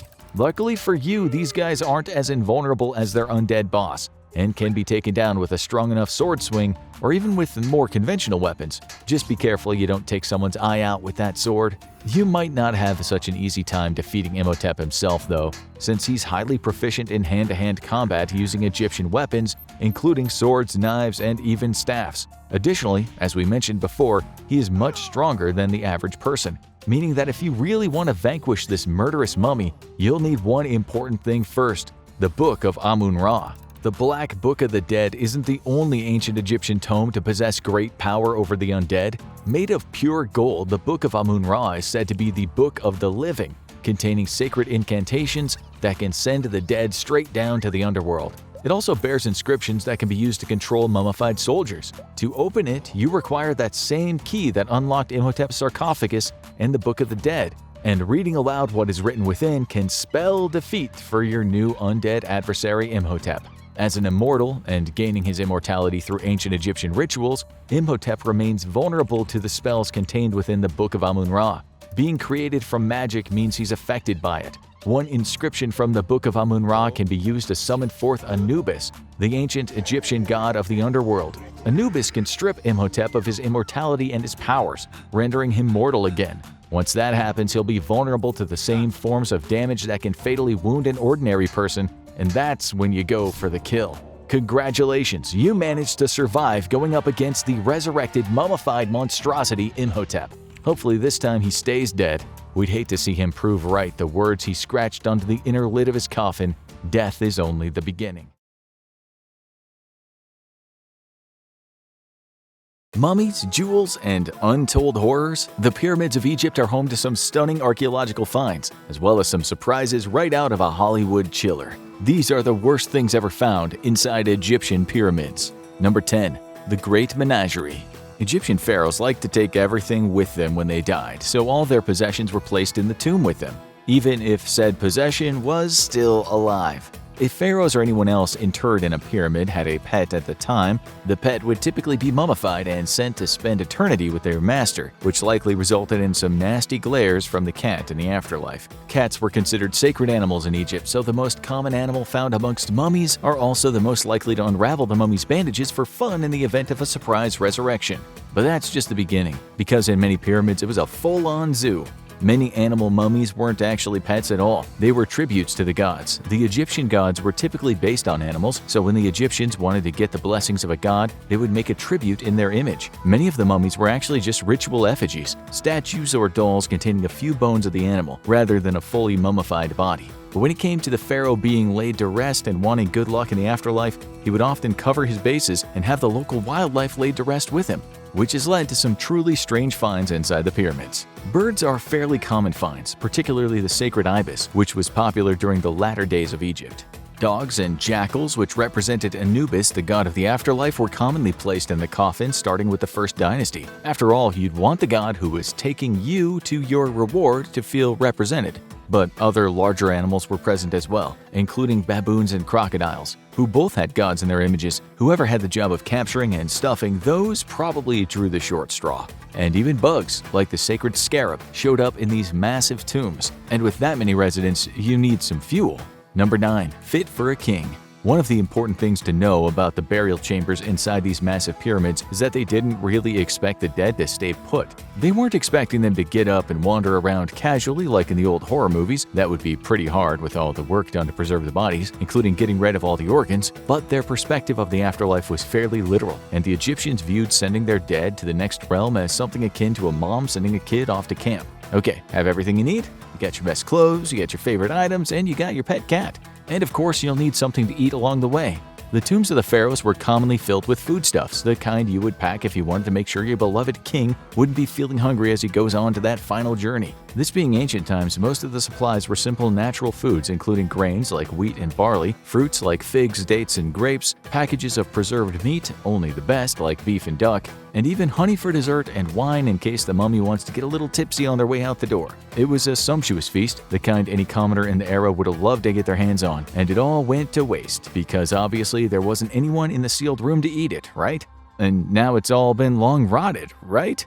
Well, not exactly. While none of the food in the tombs should be consumed thousands of years later, most of the foods left in the room were built to last. Dry grain will just get brittle, jerky is designed to have a long shelf life, although not this long, and perishable items like fish were carefully avoided. And then there's the wine, which benefits from aging. Although anyone who cracked it open today would likely be in for an unpleasant surprise. The one exception, the honey, which has no expiration date and can last for thousands of years if kept sealed without any microbes getting in. So it's entirely possible that the Pharaoh's honey could still be spread on some apples today. Although no one knows if any archaeologists were willing to put their stomachs on the line for science. Sometimes it seems the Pharaohs were preparing for any eventuality. Number 8. The Ship of Khufu. Egypt is in a desert, right? They're probably not going to be spending too much time on the water.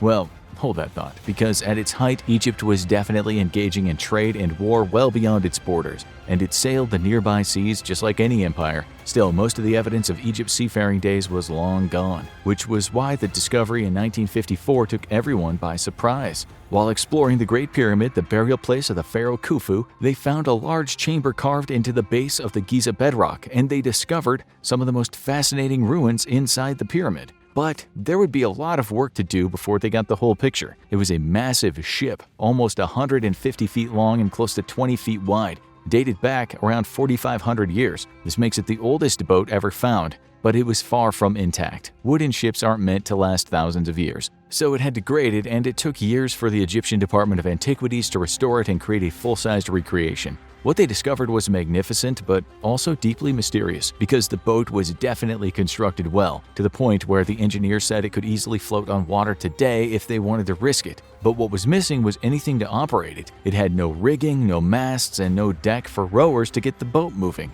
So what exactly was it supposed to be carrying? The boat has earned the nickname the Solar Barge because it's believed to be largely ceremonial. It was likely placed in the pharaoh's tomb not as a prized possession that he would want buried with him, but as an actual vehicle he would use to get to the afterlife. I guess Anubis didn't have a rowboat that Hades' servants did to get souls across the river Styx. Or maybe the pharaoh just wanted to travel in style. Either way, the boat does not seem to have been used for its intended purpose, although it showed some evidence of being used on the water. So it may have been used before its burial for a funeral procession or other ceremonies. But some of the stuff in these pyramids was a bit more gruesome.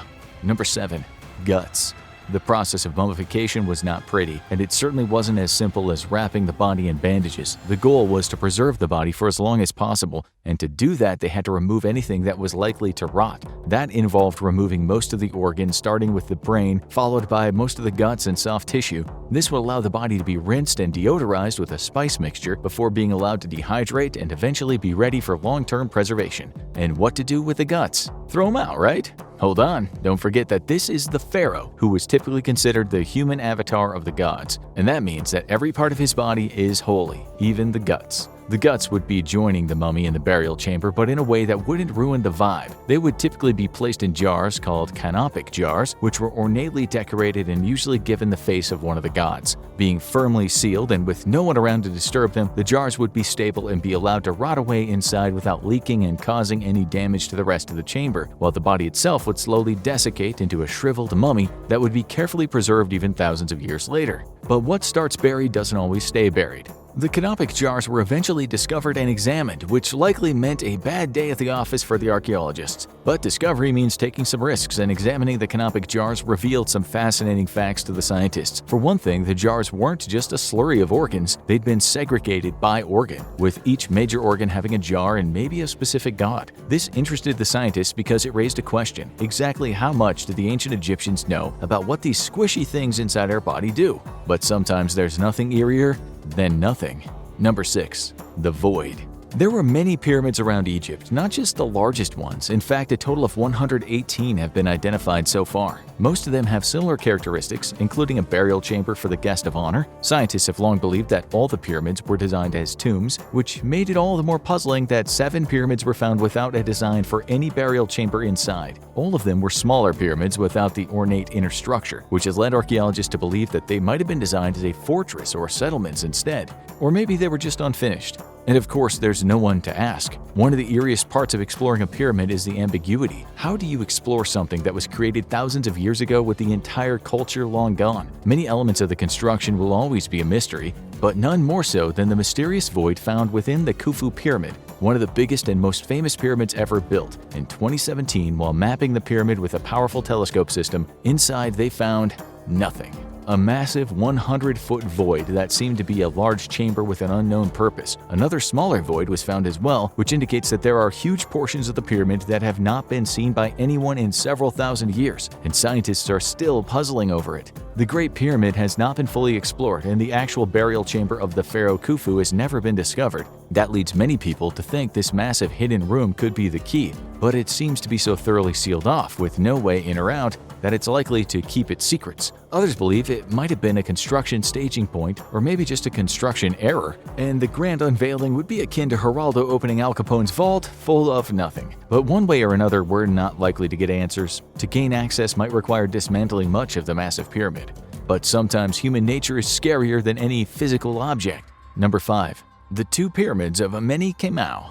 Amenemhotep was by all accounts a fairly forgettable pharaoh, only ruling for 2 years during the Second Dynasty. He only appears in a few pieces of literature, his name inscribed on only a few canopic jars, and is believed to only have reigned for 2 years. That makes him essentially a footnote in Egyptian history, which makes it all the more surprising that he has 2 pyramids with his name on them. One could be explained, especially a smaller one for burial, but there's no reason why such a forgettable ruler would have more pyramids to his name than some of the most famous ones. Except, of course, that he wanted them. The archaeologists discovered the 2 pyramids in the city of Dashur, 2,000 feet away from each other, beginning in 1957. They explored them and found most of the artifacts belonging to this short reign in the first pyramid. This is the source of most of what we know about the king's reign. But what about the second pyramid? After exploring it, they found a lot of evidence of things that didn't relate to Amenemhotep, as well as a box containing mummy wrappings and inscriptions that didn't seem to belong there. What was the secret? A father's love. After much investigation, they discovered that the remains found in the second pyramid of Amenemhotep belonged to his daughter, Hatshepsut, who never became a ruler and was mostly forgotten by history, unlike the similarly named queen. But she must have died before her father and wasn't forgotten by him, because he apparently went to an already built pyramid, took out most of the artifacts belonging to the person who was buried there, and inscribed his name on it so his daughter could be buried there. Now that's some peak pushy soccer dad behavior, ancient Egyptian style. And it wasn't the only time someone left a mark on someone else's pyramid. Number 4. Ancient tags. Graffiti is fine art in some cities. Young men come out masked up, carrying spray paint, and go into town, turning the city into a canvas. They spray on buildings, walls, and even moving subway cars, always trying to stay one step ahead of the cops. Sometimes they're painting fancy murals, but more than often they just leave their personal tag, or the tag of the gang they belong to. If they can stay out of jail, they might even become local heroes, but more often than not, their creations get painted over in short order. But for one set of graffiti artists, their creations lasted a lot longer. The pyramids didn't build themselves, it took a lot of labor. While many stories have them built by slaves, most evidence is that the pyramids, including the Great Pyramid of Giza, were built by paid laborers who understood the job and weren't just plunked down and told to work. They took great pride in their work, and that meant they wanted to leave their mark. Thousands of years later, archaeologists unearthed a series of strange red markings right above the king's chamber. And when they translated it, it read, "The Friends of Khufu Gang." Imagine leaving a silly little tag on your next work project and having people reading it over almost 5,000 years later. But most of the strangest finds in the pyramids are much less wholesome, and one was right out of the movies. Number 3. Death Traps Ahoy. If you're going to watch any movie about the pyramids, odds are at some point our intrepid hero is going to get into some trouble. He steps on the wrong stone, and suddenly the floor collapses under him. Maybe he's hurtling down a slide into a spike pit, or maybe poison darts shoot out of the wall. Maybe a trap door opens up under him to drop him into a basement full of snakes. Why did it have to be snakes? Don't ask who's been keeping that snake pit stocked for all these years. Fortunately, these elaborate traps are just fiction, right? Not if you go into some pyramids, including one of the most famous ones. King Tutankhamun, also known as the Boy King, was one of the youngest pharaohs, and the discovery of his tomb in 1922 was one of the biggest events in archaeological history. It also led to no small amount of fear, as many people who explored it came down with ailments or a case of bad luck. But as they explored his tomb, they discovered it wasn't going to be straightforward. Many past tombs had fake walls or floors designed to trick people and lead them down the wrong path away from the pharaoh's treasure, but few seemed as closely guarded as this one. Tutankhamun's tomb was discovered under another tomb, and that wasn't where the strangeness stopped. The tomb resembled an elaborate puzzle box, with many of the rooms having grooves where blocks needed to be slid around to gain access. One wrong move, and you would be cut off from entering his chamber. As they explored, they only discovered an empty sarcophagus made of red granite, not the kind a pharaoh would be buried in. The location of his actual burial chamber remains a mystery, one closely guarded by a series of security measures that would put any movie mummy to shame. However, one of the objects in the pyramids made archaeologists' blood run cold.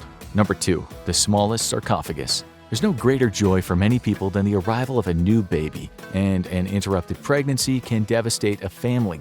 Many people love the child long before it arrives and want to memorialize the life that could have been. But few went as far with this as whoever was in charge of filling one pyramid in Giza. The year was 1907 and archaeologists were digging through the ruins. While exploring one chamber, they found a sarcophagus, but it was the smallest sarcophagus anyone had ever seen. A wooden chamber less than a foot long. It looked more like the size a sarcophagus would be if it belonged to a small pet, but that wasn't the case. The sarcophagus was badly damaged, but it was unmistakable as the kind that would belong to a human. At over 2,500 years old, the miniature coffin was badly degraded, and trying to open it could cause everything inside to collapse when exposed to the air. But the presence of this coffin raised many questions, and scientists wanted answers. They brought in high-level imaging technology to the site and used it to peer inside. What they found was a human skeleton, but one far too small to even be an infant. After experts looked over the images, they found that it was a fetus that would be no more than 18 weeks old, a miscarriage relatively early in the pregnancy, long before the fetus was viable,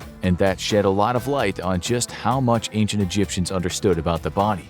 At that stage in pregnancy, a woman likely only would have figured out she was pregnant a couple months earlier. The pregnancy would have been about half over, but it's clear that everyone involved understood that this miscarriage had the potential to be a future son or daughter of Egypt and would be memorialized as such. It's not the only tiny sarcophagus found in the pyramids of Egypt, and each one seems to be honored just as much as the grown humans held in that pyramid. However, not everyone buried in a pyramid is there to be honored, and now we reach the darkest thing ever found in a pyramid. Number 1. The sacrifices. The pharaohs had many possessions, and they wanted to take all of them with them. That included their precious gems, their gold, their chariots, and their fancy clothes. But it could also include their pets, who were sacrificed with them for good luck. And in some rare cases, it even included their servants. The servants had pledged to serve the pharaoh in life and in death. Because Egyptians viewed the afterlife as a continuation of the life they lived, death was seen more as a transition than an end, and the pharaohs were seen as gods in human form, so to follow them into the afterlife was seen as a great honor, whether the servant wanted it or not. But how common was this actually? It wasn't as common as Hollywood makes you believe. After all, if signing up to serve the pharaoh meant you would die when he did, it would lose its popularity as a position sooner or later. But during the First Dynasty, it seems to have been relatively commonplace. Graves around the royal tombs were found to contain multiple members of the royal court, particularly members of the harem. And surprisingly, it wasn't limited to the pharaoh. High-born members of society have their servants slain and laid to rest with them, although not in the same numbers as kings. But as the brutality of this practice became a little clearer, an alternative started to emerge. Archaeologists started finding something else when exploring tombs. Countless small statues called ushabtis. These little figurines, usually made from limestone, seem to have been created to serve as the king's new servants in the afterlife. They had inscriptions on each one saying that they'd be brought to life by the gods to replace the living servants when time was right. Who came up with this idea? No one knows, but there's a good chance it was a servant who saw the opportunity to come up with a good story and potentially save his own life. Ancient Egypt, one of the great empires in human history, the creators of the Great Pyramid and the mighty Sphinx. At one time, they were the most powerful country on Earth. But today, if you seek the empire, all you'll find is ruins. What happened to the empire of ancient Egypt? Did they fall prey to conquest, to civil war? Were they undone by climate or plague? Or was the answer something more complicated? To find the end, we have to go back to the beginning. How did Egypt become a powerhouse in the first place? It turns out the answer is climate change. Today, you'll find a desert surrounding Cairo. But in the days when the kingdom of ancient Egypt first began forming, it was a much different place. The area was less dry, covered in trees and grass, and had a lush ecosystem filled with large animals and flocks of birds. That led to the area that's now Egypt becoming a haven for wandering tribes. And around 7,500 years ago, it had become a thriving home of multiple cultures. They were domesticating animals, developing tools and pottery, and starting rudimentary systems of government. And if there's one rule in this world, it's that it's good to be the first. The early years of the region were dominated by the Badarian people, who were the first tribe known to have settled there. They were soon followed by the Nakata, which forged weapons from imported obsidian and built the region from a few small farms into a large city. And it was about location, location, location. The Naqada were now in control of the Nile Valley, and most of the trade in the region went through them. They quickly established relations with both Nubia and Mesopotamia, traded their crafts all around the region, and even developed the first rudimentary system of written symbols that would eventually evolve into hieroglyphics. And this civilization was about to take its first big leap into empire. But first, are you ready to take your own big leap into forming an empire? Because you can with the sponsor of today's video, Rise of Kingdoms, the free cross-platform strategy game with over 100 million players worldwide. In Rise of Kingdoms, you get to choose a real civilization from history, recruit hundreds of real-life historical generals, train special soldiers from each civilization, collect resources, and develop technology as you break through to the next era of history and build your ultimate dream city. There's never been a better time to try the Rise of Kingdoms, since now you can play as the mysterious, majestic Kingdom of Egypt. Build pyramids, grotto tombs, sun temples, and even Greco-Roman styles in the original Egyptian architectural style. Bring powerful troops and historical heroes to the battlefield like the great war hero Thutmose III, the great priest Imhotep, Ramses II, and even Cleopatra, as you compete with 12 other civilizations to make sure that this time, the once great civilization doesn't disappear from the map. So what are you waiting for? And there's never been a better time to try Rise of Kingdoms since it's now available both on mobile and PC. Click the link in the description to download the game now and use the gift code to get bonus resources. By participating in in-game community events, new and current players will have the chance to win a round-trip ticket to Egypt. But back to the real Egypt. How does a dynasty begin? With a king, of course. Much of early Egyptian history is vague, since few people were writing it down. But the famous Egyptian priest and scholar Manetho claimed that the official history began with a king named Menes. At the time, Egypt was split into two kingdoms, and the king slowly unified them into one. However, many historians believe that Menes might be an amalgamation of different kings or a myth designed to create a unifying figure. The transition to a unified Egypt may have happened more slowly, but what is known is that around 3150 BCE, the early dynastic period was beginning, and it would soon grow beyond their wildest dreams. The early kings were based in Lower Egypt, with the capital in Memphis. A combination of labor and a rich agricultural sector allowed the kings to grow their wealth rapidly, and they spent it on one thing that made sense, of course: massive tombs celebrating the man who made it all possible. Every successive king built elaborate structures for themselves, and this was the era where the king started to be worshipped as a god. While these mastaba tombs weren't the same as the eventual pyramids, it's easy to see the influence on what would become Egypt's greatest architectural achievement. And after only 500 years, Egypt and the world looked completely different.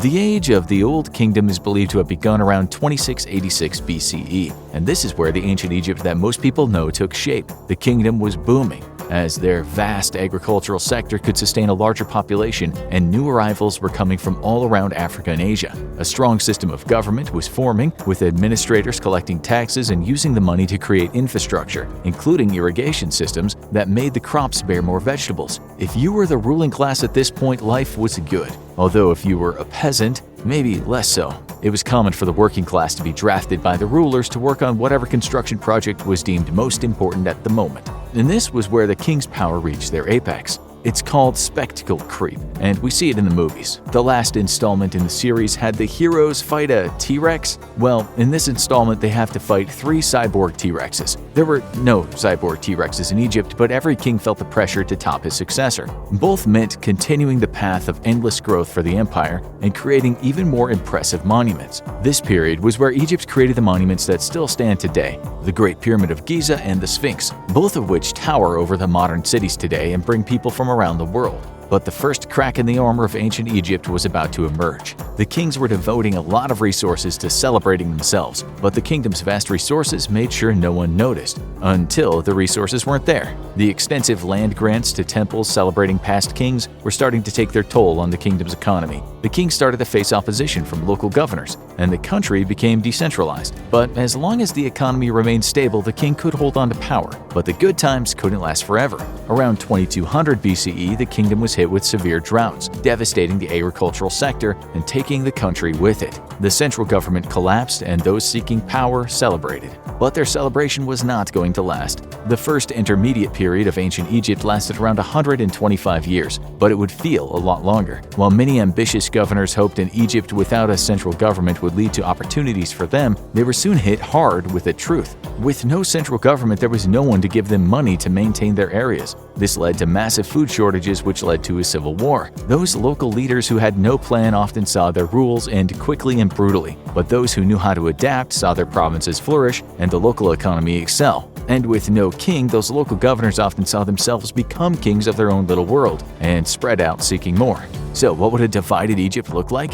During this century-long period, Egypt was dominated by two kingdoms, the Kingdom of Thebes in the south and the Kingdom of Heracleopolis to the north. But as time went on, the forces in Thebes, led by the Intef family, grew stronger, and in 2055, King Mentuhotep II led the Theban forces deep into Heracleopolitan territory and accomplished what had only happened once before: the unification of Egypt. A new era was about to begin, the Middle Kingdom, but fractures in Egypt's structure had been revealed, and the question was whether the new rulers would learn from the past. Magic 8 Ball says, outlook cloudy. At first, it seemed like the good times were here again. The new rulers of Egypt, starting with Mentuhotep II, went back to expanding the kingdom and created a boom in art, literature, and building of monuments. To the outsider, Egypt looked like it was stronger than ever before, and in many ways it was. The new dynasty wanted Egypt to be less vulnerable to natural disaster than before, and in addition to expanding the country's agricultural efforts, they conquered areas of the Kingdom of Nubia and took over the quarries and gold mines. They were also clearly worried about being vulnerable to conquest, so they developed one of the first large-scale security projects in the history of the world, a massive fortification known as the Walls of the Ruler that guarded the eastern front of Egypt. It would lead to some significant shifts in the culture as well.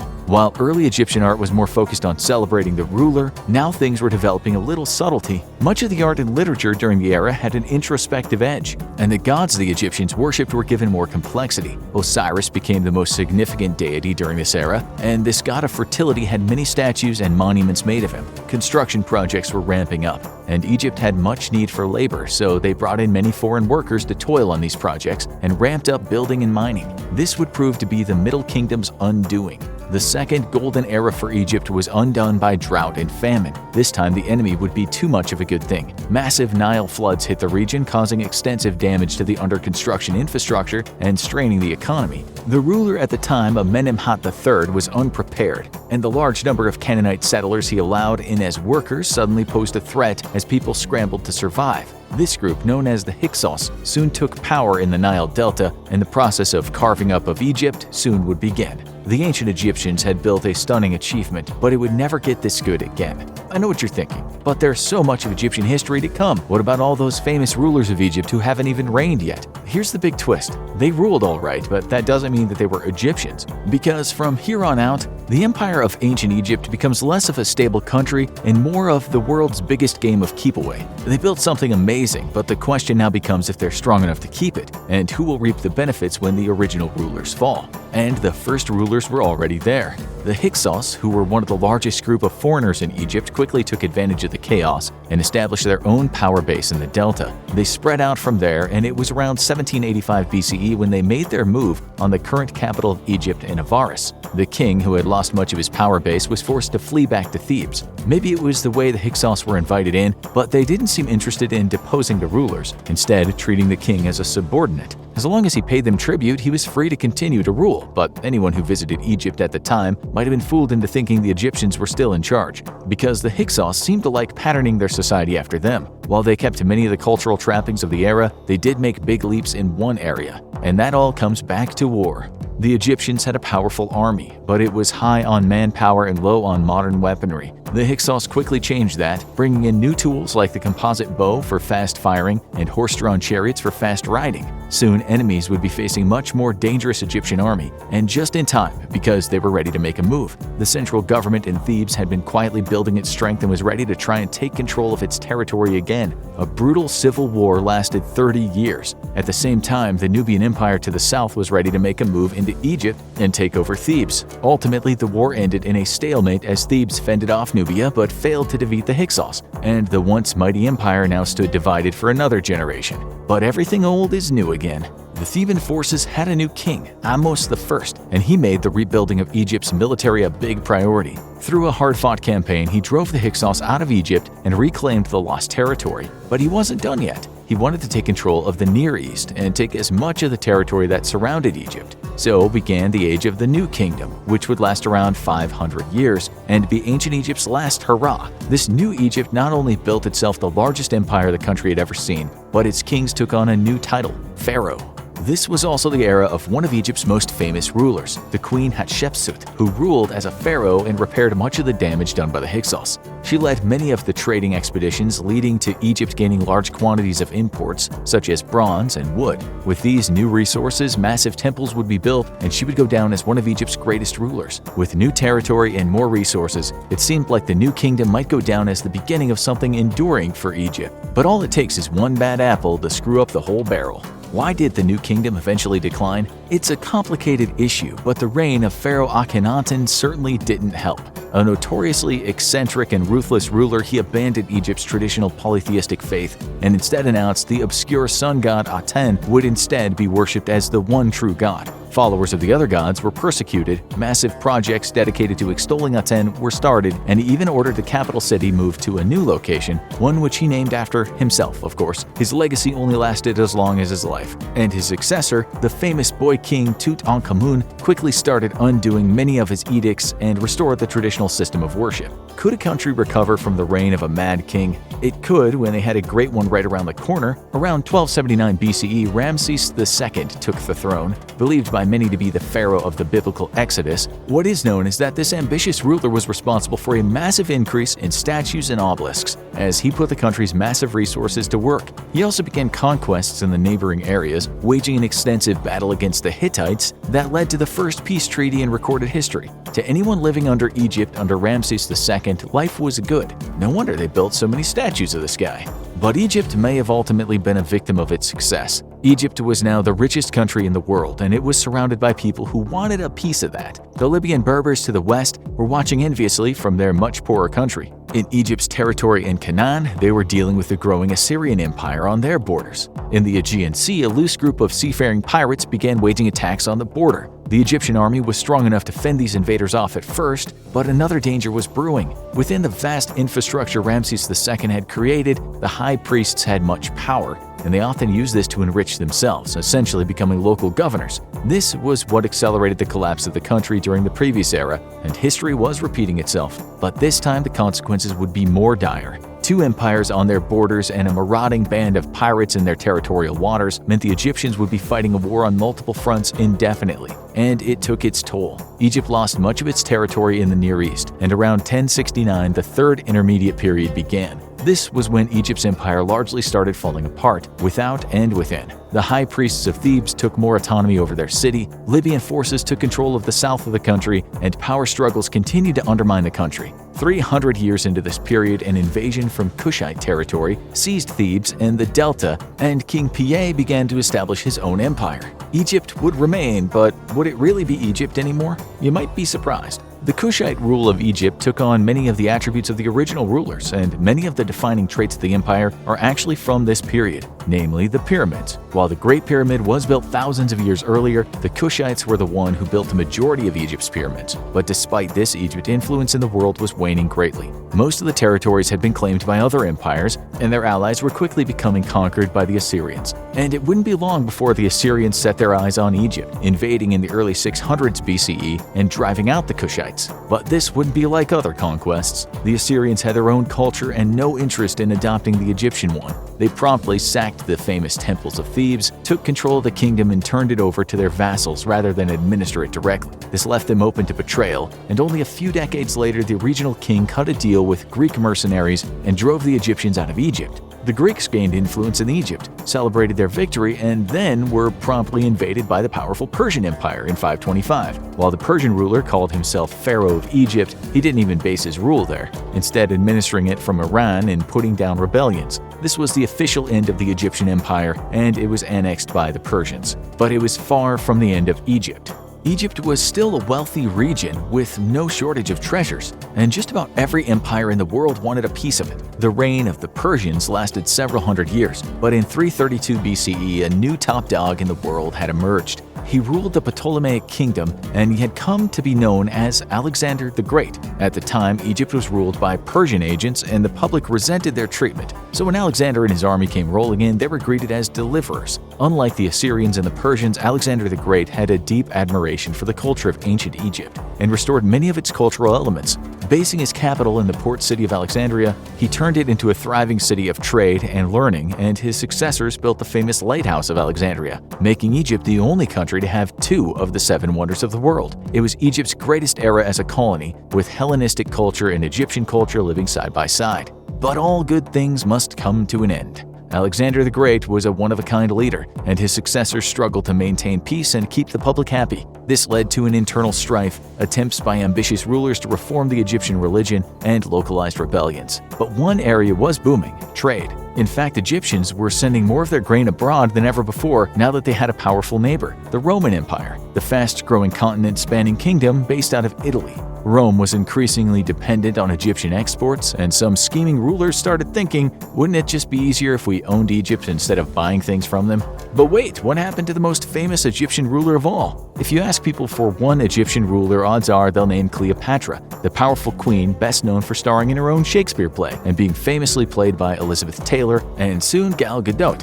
But what most people don't know is that she wasn't Egyptian at all. She was the last queen of the Ptolemaic dynasty and famously fell in love with Roman politician Mark Antony. They attempted to defend Egypt against the Roman invasion, but their forces were defeated, and Octavian, the man who would become the first Roman emperor, took control of the massive territory. And with that, most people believed that the newly named Emperor Augustus became the richest man in the world. Obtaining what was once the richest country in the world would do that. And so the Egyptian empire ended not with a bang, but a whimper. The Romans ruled the Egyptians with a firmer hand than any other empire, administering it directly and eliminating many of their traditions. As Christianity took root in Rome, it would soon establish itself in Egypt as well, with the Egyptian Orthodox Church becoming one of the earliest denominations of Christianity to still be around. The Romans were the strongest empire in the world at the time, some would argue ever, and no other power challenged their reign. Resistance against Roman rule was limited within Egypt as they were too busy fighting amongst themselves. The battle between Christianity and the local faith continued for several hundred years until 391 CE, when Emperor Theodosius declared Christianity the official religion of Egypt and shuttered the temples. Slowly, the traditions of ancient Egypt faded into history, and hieroglyphics became a lost language for a long time. But no empire lasts forever. The Roman Empire slipped into decline by the 4th century CE, and Egypt found itself as part of the Eastern Empire based in Constantinople. As empires battled for the scraps left by Rome, Egypt would find itself under Persian control once again, and the Byzantine Empire would retake it in the 600s. Finally, in 639, the Muslim Rashidun army would invade and throw out the Byzantine army, establishing the Muslim Arab rule of the country that largely continues to this day. Egypt endures, and so do many of its greatest cultural artifacts, but the Egypt that exists today is only roughly 20 empires removed from the one that defined it. Which raises the question, why did Egypt ultimately fall? It's hard to pinpoint one point of failure, especially since Egypt is one of the first empires to grace the earth. But ancient Egypt did not die out due to the climate or internal strife or rival nations, it died out due to all of them. The kingdom didn't fall once, it fell again and again and again, sometimes to invasion, sometimes to other factors. But its internal structure was strong enough that when the opportunity presented itself, it would rebuild fairly quickly and take back control. Its 2 later Great Kingdom periods both came after intermediate periods of collapse, and it came back from each period stronger. So why didn't that repeat itself another time?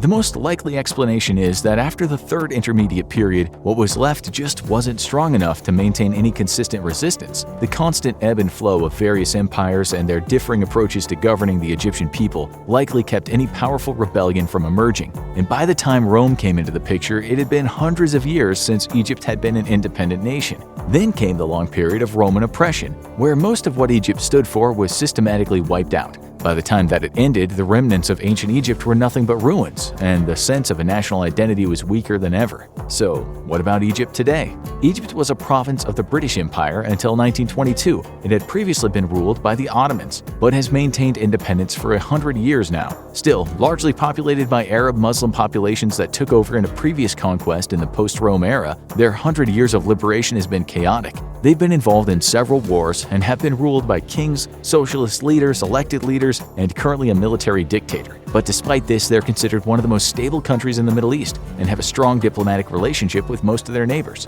As for their history, they still hold their time as top empire of Africa with great pride, and many of the remaining sites are among the world's greatest tourist sites. But ancient Egypt's greatest legacy might be outside of the country. There are a few ancient empires that capture the world's fascination more than Egypt, with trappings like the pyramids, the Sphinx, the story of Exodus, and of course the mummies who are probably not getting back out of their sarcophaguses once they were entombed in real life. No empire lasts forever. If the ancient Egyptians are still featuring in Hollywood movies thousands of years later, it's pretty safe to say the Romans weren't as successful as they'd hoped.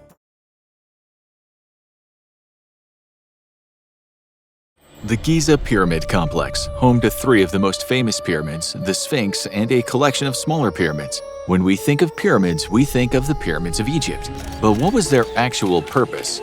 This is something archaeologists have been debating for centuries, with the most popular theory being that they were essentially massive tributes to deceased pharaohs, burial tombs combined with temples. The theory is helped by the fact that the 2 largest pyramids are known to be built as tributes for 2 famous kings, Khafre and Khufu. Most of the other pyramids have remnants of bygone monarchs stored somewhere inside of them, but because many of the pyramids are dense buildings with only a few narrow passageways, they are not easy to explore, and many have large areas that we are yet to see. This has led to some bizarre alternate theories. One of the most popular theories is that the pyramids weren't tombs at all but fulfilled a far more practical purpose: grain storage facilities. Farming was a key part of ancient Egyptian culture due to the arid climate of the country. Brutal sandstorms could come at any time and wipe out your entire crop. So keeping a large store of grain would be a smart move for any leader. And given how big the Egyptian empire was at its peak, they would need to find a pretty large place to hide that grain.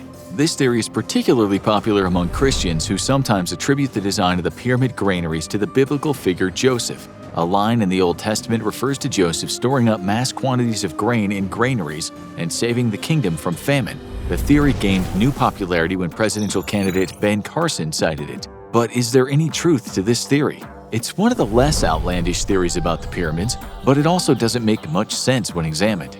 For one thing, Egyptian granaries have been found. These were dome-shaped buildings that opened at the top, usually found near cities. They were much simpler structures and much easier to build than a massive pyramid. While grain has been found in the pyramids, it's only in small amounts, designed to serve as food for the resident of the nearby sarcophagus. Additionally, granaries are usually very simple structures, designed to serve as a giant vat. The pyramids aren't hollow, with only narrow passageways for visitors to make their way through, so it wouldn't make much sense to use the pyramids as a storage facility. But that's nothing compared to this next theory. The pyramids are extremely heavy and believed to have been put together through painstaking work by skilled laborers, using a complex and dangerous system of pulleys, and likely took many years to complete. They haven't moved from their current location in a very long time and likely never will, at least as long as you don't ask some creative individuals who believe they weren't built in Egypt. Rather, they simply settled there after cruising the 7 seas as Noah's Ark during the Great Flood. How did this strange theory get started? For one thing, Christian texts indicate that Noah's Ark must have been very large. After all, it essentially was the world's largest zoo, and realistically, no standard boat could have handled carrying 2 of every animal. And if the ship was tossed around by the waves until the flood receded, it could have been built anywhere, and land anywhere, which would explain how it moved across several countries. The theory comes from a translation of the Dead Sea Scrolls, which refers to the Ark as pyramid-shaped, which might just refer to its roof, but has gotten many people's creative juices flowing. So what's wrong with this theory? Quite a lot, actually. For one thing, rocks don't float. There's no way the pyramids could have been a boat because they would sink to the bottom of the sea. The way the pyramids were constructed, with them having little internal space, also means this theory is quite unlikely. However, some theorists argue that the pyramids might have a unique link to the core of Noah's Ark story. If they were already built at the time there was a major flood in the region, it's possible that people could have survived by taking refuge in the massive buildings, which could cause an association between the two. But if there ever was a Noah who sailed across a flooded world, he definitely didn't do it aboard the Great Pyramid of Giza. Some people are less concerned with how the pyramids were built. They focus on the message they're trying to tell us. Do the pyramids have a hidden message buried within? If you ask Scottish astronomer Charles Piazzi Smith in the mid-1800s, he would tell you they had a big one. Inspired by the work of John Taylor, one of the big proponents of the Noah's Ark theory, he came up with his own theory and wrote a 600-page tome about it. He claimed that when the pyramids are measured using a system known as pyramid inches, the architecture itself starts to present coded messages. These messages tell the complete story of the history of the Earth, the past, present, and future. And when he says everything, he means everything. He cited a passage of 33 pyramid inches as representing the birth, life, and death of Jesus. When the path was followed to the end of the Grand Gallery, he claimed that the pyramid inches between Jesus' death and the terminus were the number of years before the next resurrection and the end of the world. The description was incredibly detailed and became a key text in the development of Christian apocalyptic lore. There is just one problem with the theory. All of it is completely made up. The entire concept of the pyramid inch was created by British Egyptologists in the centuries before Smith's book, and the system is now largely considered to be the product of Eurocentrism.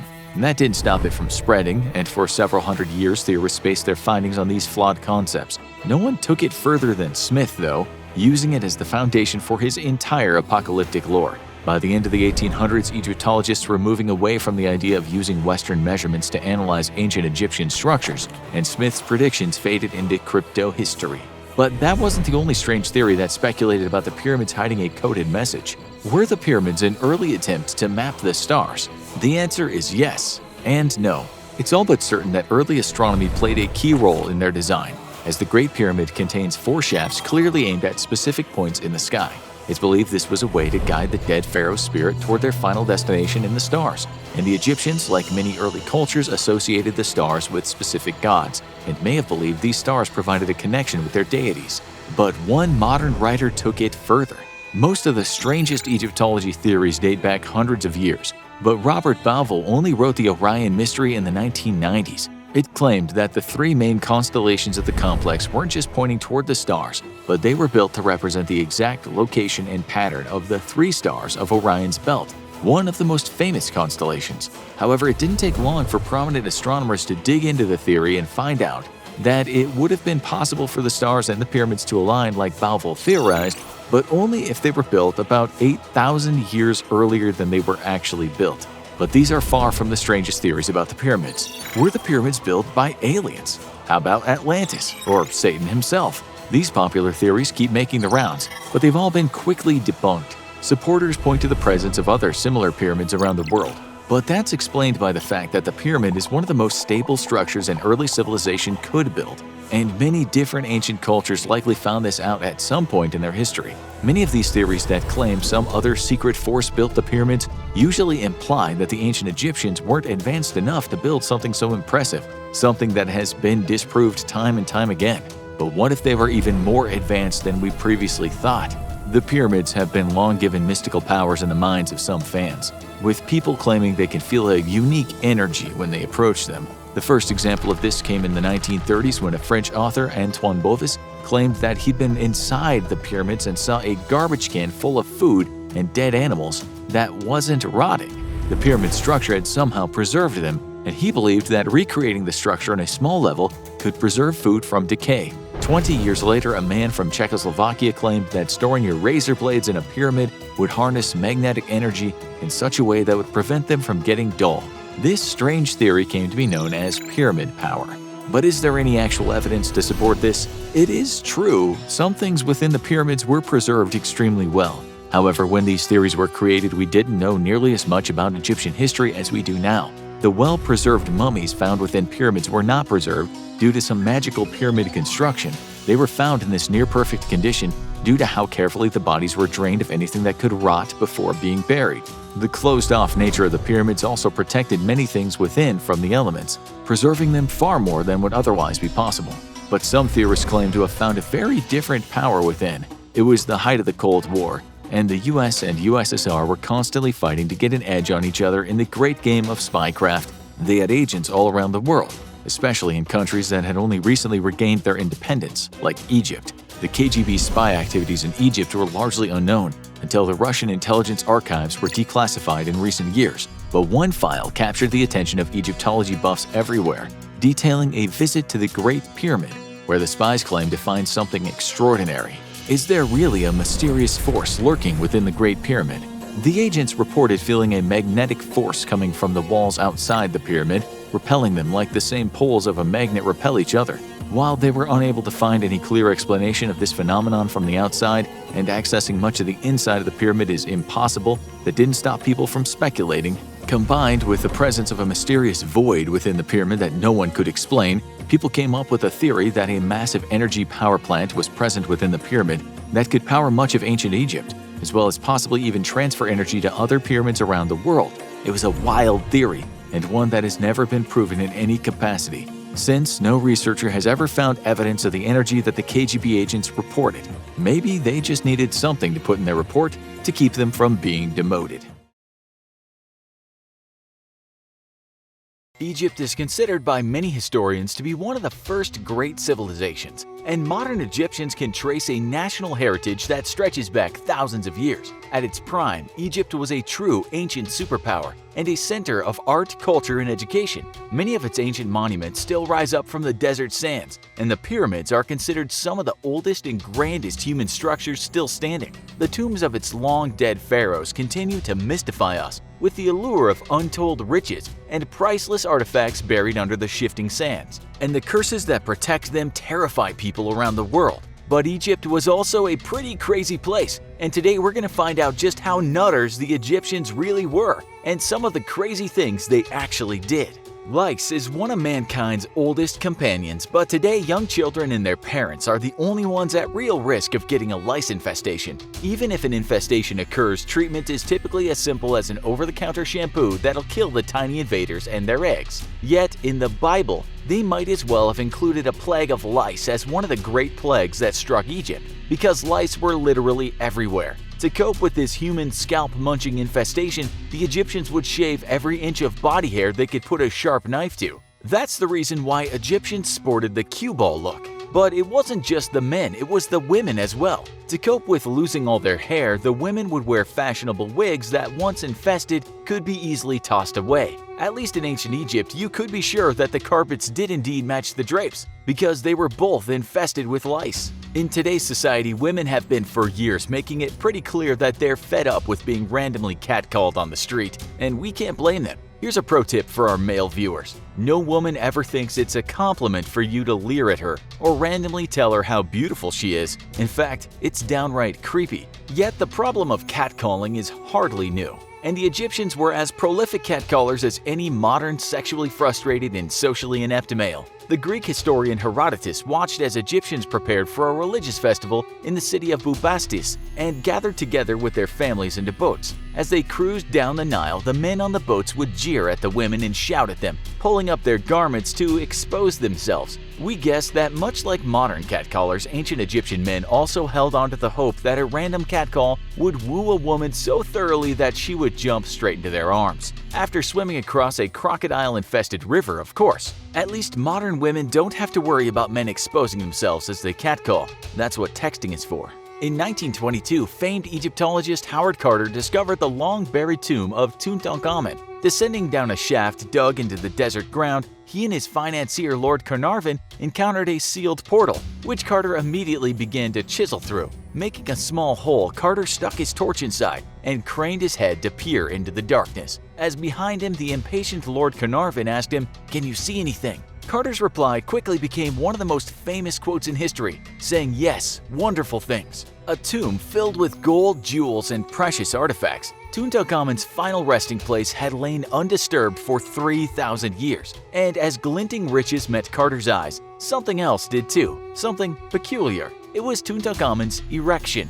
Unlike any other ancient Egyptian pharaoh discovered to date, for some reason, King Tut was found buried with his genitalia at a 90-degree angle. Theories abound amongst archaeologists, but we here at the Infographics Show are pretty sure we know why the ancient king asked to be buried with a full-on hard-on. I mean, come on, of course he did. You can't have a bunch of boys becoming god pharaohs and dying young without at least one of them demanding to be buried with a stiffy. Even more controversial, though, is the fact that some researchers suspect that his embalmer switched his real member with a more impressive specimen, which raises a whole host of questions we're not ready to start answering. The ancient Egyptians weren't just skilled at working on the bodies of the dead, they were also quite advanced in the fields of medicine for their age. For example, women had an ancient type of pregnancy test where they would moisten a sample of barley and emmer wheat with their urine every day. If the barley grew, then that meant the woman was pregnant and it was likely going to be a boy. If the emmer wheat grew, then that meant the woman was pregnant with a girl. If neither grew, that woman wasn't pregnant. It might sound like snake oil, but the test has been confirmed by modern science to have been surprisingly effective.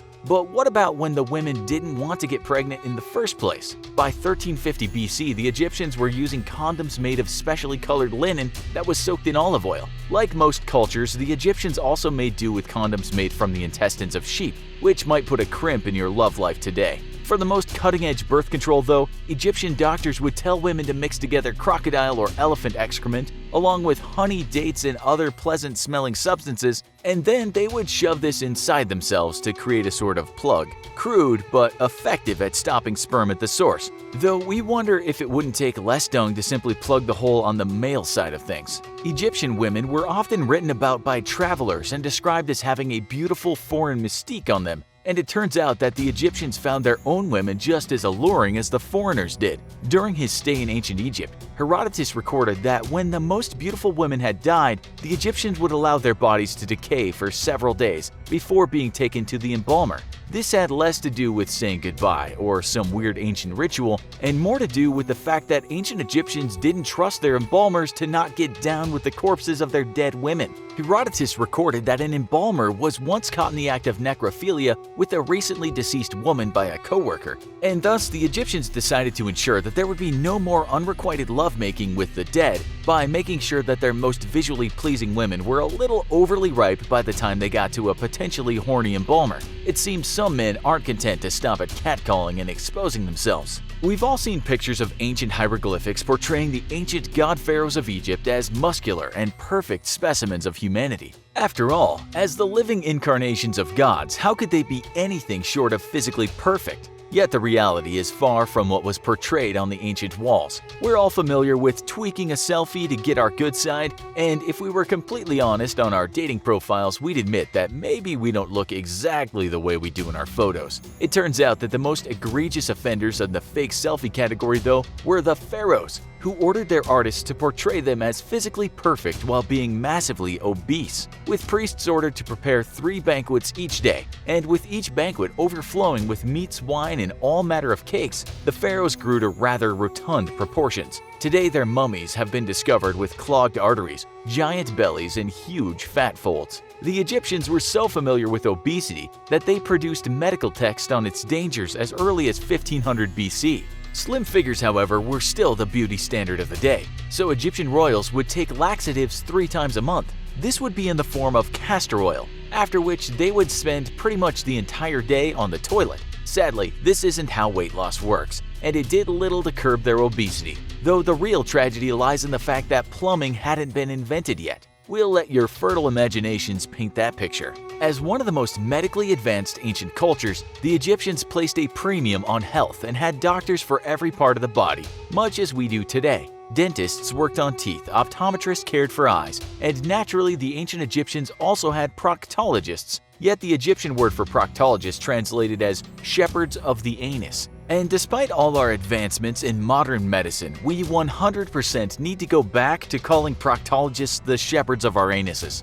With their limited understanding of medicine though, an anus shepherd had a pretty simple job, as giving enemas was pretty much the only solution available to what might have ailed you back then. Stomach problems? Stick some medicine up your anus. Constipated? Let's shepherd this concoction into your backside. Wife left you and took the dog in the divorce? Anus medicine. Enemas were all the rage in ancient Egypt, and they were so revered that they even had their own origin myth. The Greeks believed that the titan Prometheus stole fire from the gods and gave it to man, and for the Egyptians their god Thoth developed the enema, and then gave it to man as a gift. As far as usefulness goes, fire's done pretty alright by us, but I guess, thanks for the enemas. Schistosomiasis is a disease caused by a parasitic flatworm, which is brought on when the worms latch themselves to the intestines. The parasite enters the human body through contaminated water, and once inside the human body, the worms develop into maturity and release their eggs, which get flushed out of the body and back into the environment to repeat the life cycle. To say that the worms were endemic to ancient Egypt would be an understatement, as it's believed that the vast majority of the population was playing host to dozens of worms living inside of them. One of the symptoms of the infection is blood in the urine. And the parasites were so widespread amongst the Egyptians that it's believed that men also menstruated along with women.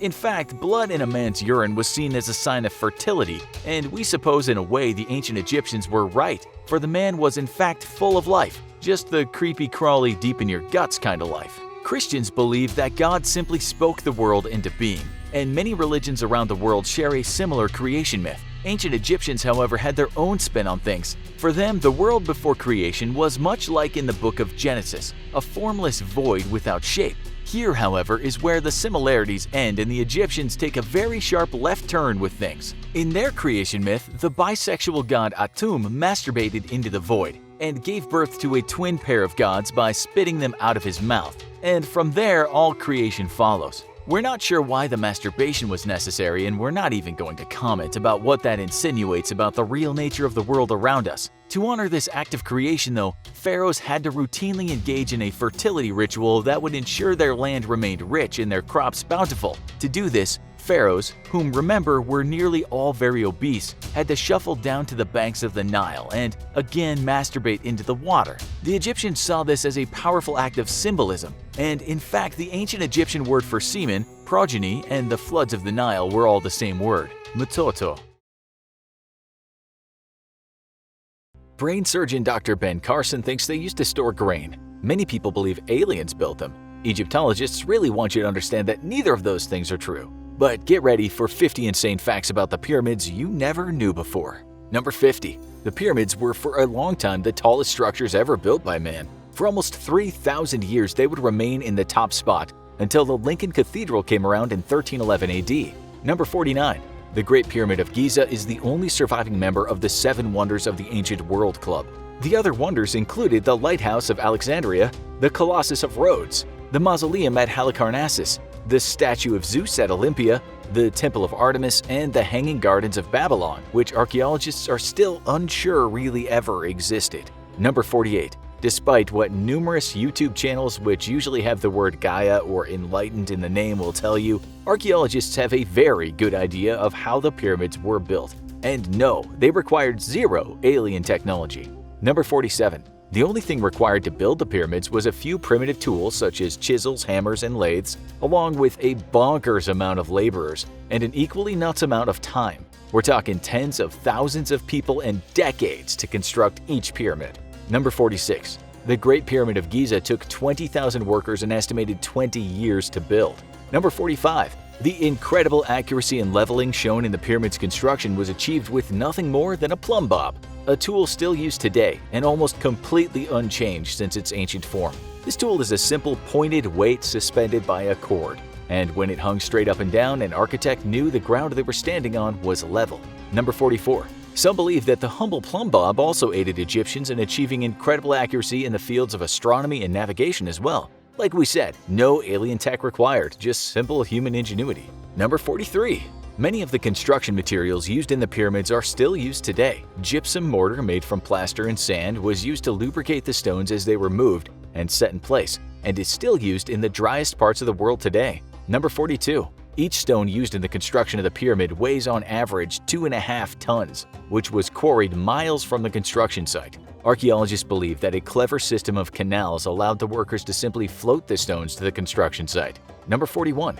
For years it was believed that the Egyptians built ramps to haul the stones up the outside of the pyramid and move them into place. A new theory, however, posits that much like an igloo, the Egyptians actually built the pyramid from the inside out. Number 40. In their heyday, the pyramids would have looked even more glamorous than today. Each pyramid was wrapped in an outer facade of white limestone and capped with a pinnacle made of precious metals or more limestone, which would reflect sunlight for miles. The white limestone and the pyramid caps have long ago been stripped for building materials or eroded away. Number 39. Each pyramid's low center of gravity, relative environmental stability, and the dry environment of Egypt helped to ensure that they remain standing to this day. Number 38. Oh, so you like the pyramids? Name all of them. Good luck, because there's actually over 100 of them. Much like being a Hemsworth brother, though, everyone only knows or cares about the famous ones. Number 37. It's believed that construction of a new pyramid took place during the flooding seasons, when the Nile would overflow and make farming impossible. The farmers would leave their fields and become construction workers for a few months. Number 36. The Great Sphinx was erected near the pyramids of Giza in order to watch over them. The human face of the Sphinx is believed to be that of the pharaoh Khafret, whose pyramid is directly behind the Sphinx, and the lion's body symbolized his immortality. Number 35. For centuries, legend held that some of Napoleon's soldiers blew the nose off the Sphinx with a cannon. However, sketches of the Sphinx from well before Napoleon's time showed that the Sphinx was missing its nose as far back as 1737. Number 34. In the 15th century, an Arab historian wrote that the nose was destroyed by a Sufi Muslim named Muhammad Sa'im al-Dar. He was outraged at Egyptian peasants praying and making offerings to the Sphinx in exchange for limiting the effects of the yearly floods. Seeing this as heresy, Salim al-Dar destroyed his nose and was rewarded with execution for vandalism. Number 33. Despite speculation from fringe sources, the pyramids are widely accepted as having been built to serve as tombs for Egypt's greatest pharaohs. Or you can choose to believe they're navigation aids for ancient aliens, if you think aliens were smart enough to fly across the galaxy but too stupid to invent GPS. Number 32. In ancient Egypt, the 1% were better than you, even in the afterlife. Serving as tombs for the pharaohs, each pyramid once housed untold riches that the dead pharaoh would enjoy in the afterlife. Hate to break it to you, but even after you die, you'll still just be another peasant. Number 31. For centuries, it was believed that slaves were used in constructing the pyramids. However, new findings are pointing at a highly skilled and well-paid workforce, which would help explain the incredible craftsmanship and durability of these ancient buildings. Number 30. Despite having been packed with untold riches, no treasure was ever discovered inside the largest of the pyramids, the Great Pyramid of Giza. It's believed grave robbers plundered the site well over 1,000 years ago. Number 29. During the early days of pyramid construction, when a wealthy noble died, they were entombed with their still living slaves and all of their flocks of animals. Eventually, someone decided that putting dozens of people and hundreds of animals to death every time some rich boomer died was a massive waste of money, and the practice was discontinued. Just imagine going to work tomorrow and finding out that you were going to be buried alive because your boss died. Number 28. Despite being 100% dead, some pyramids come equipped with private bathrooms for the deceased pharaoh. Number 27. Some of the larger building blocks toward the base of the pyramid weighed over 70 tons, or more than an elephant. Number 26. The ancient Egyptians built pyramids over a span of a whopping 1,000 years, prompting many Egyptologists to believe that many dozens or even hundreds of pyramids lay undiscovered under several feet of sand. Number 25. Because of its shape, over 80% of all the stone used to construct a pyramid is actually located in the bottom half. Number 24. Researchers were able to verify the age and quarried location of stones used to build the Sphinx and some pyramids by studying fossils held within the stones themselves. Number 23. The 3 pyramids at Giza are the largest pyramids ever built by the Egyptians, either before or after their construction. Number 22. Working on a pyramid was considered highly prestigious, and often the laborers themselves would be rewarded with burial tombs that surrounded the pyramid. Quite the upgrade from being buried in a tiny family tomb carved into a cliff somewhere. Number 21. Worker cities had to be constructed to house and feed the massive army of laborers required to build a pyramid. These cities lay undiscovered for centuries, the telltale architecture overlooked by Egyptologists due to the splendor of the pyramids themselves and the treasures sometimes discovered alongside mummies. Number 20. A photographer setting up for a photo accidentally discovered a burial chamber filled with riches belonging to Queen Hetepheres. As he set up his tripod for a photo of an ongoing dig, his tripod leg punched through the desert sand and into the hidden shaft that led directly to the underground chamber. Number 19. The discovery of massive amounts of cow bones near an ancient worker city helped solidify the theory that skilled laborers, not slaves, were responsible for constructing the pyramids. At a time when meat was an extremely rare meal for most people, these pyramid workers were regularly feasting on young, tender beef. Number 18. Graffiti discovered inside the pyramids revealed that workers gave their groups names, such as Friends of Khufu, or our favorite, Drunkards of Menkaure. Seems the ancient Egyptians had pretty much the same sense of humor as modern humans. Number 17. The early Egyptians kinda sucked at building pyramids. Despite knowing that hundreds of pyramids were built over 1,000 years, few remain clearly identifiable today. It's believed that early Egyptians gradually got better over time at building their massive pyramids, and that a lack of skill early on led to catastrophic collapses and severe weather erosion of the early pyramids. Number 16. The Egyptians aligned their tombs on a north-south line with astonishing accuracy to within 0.05 degrees. Despite once more claims that it took alien technology, astronomers believe this would have been simple to accomplish by simply carefully observing the path of the sun, or perhaps watching a single star as it circled over the North Pole and then aligning with the center of that circle. Number 15. Their accuracy wasn't consistent, however. Archaeologists have discovered that the accuracy of the pyramids improved steadily up to the building of the Great Pyramid, and then deteriorated again. Many astronomers tracking the path stars took over the last few thousand years revealed that this was explainable if the builders were using stars in the Big Dipper and the Little Dipper to align their pyramids. Over time, as the stars moved through space, their alignment would slowly shift towards and away from true north. Number 14. A testament to the endurance of the pyramids, an old Arab proverb roughly translates as, "Man fears time, time fears the pyramids." Number 13. A whopping 500,000 tons of mortar helps keep the Great Pyramid together. Number 12.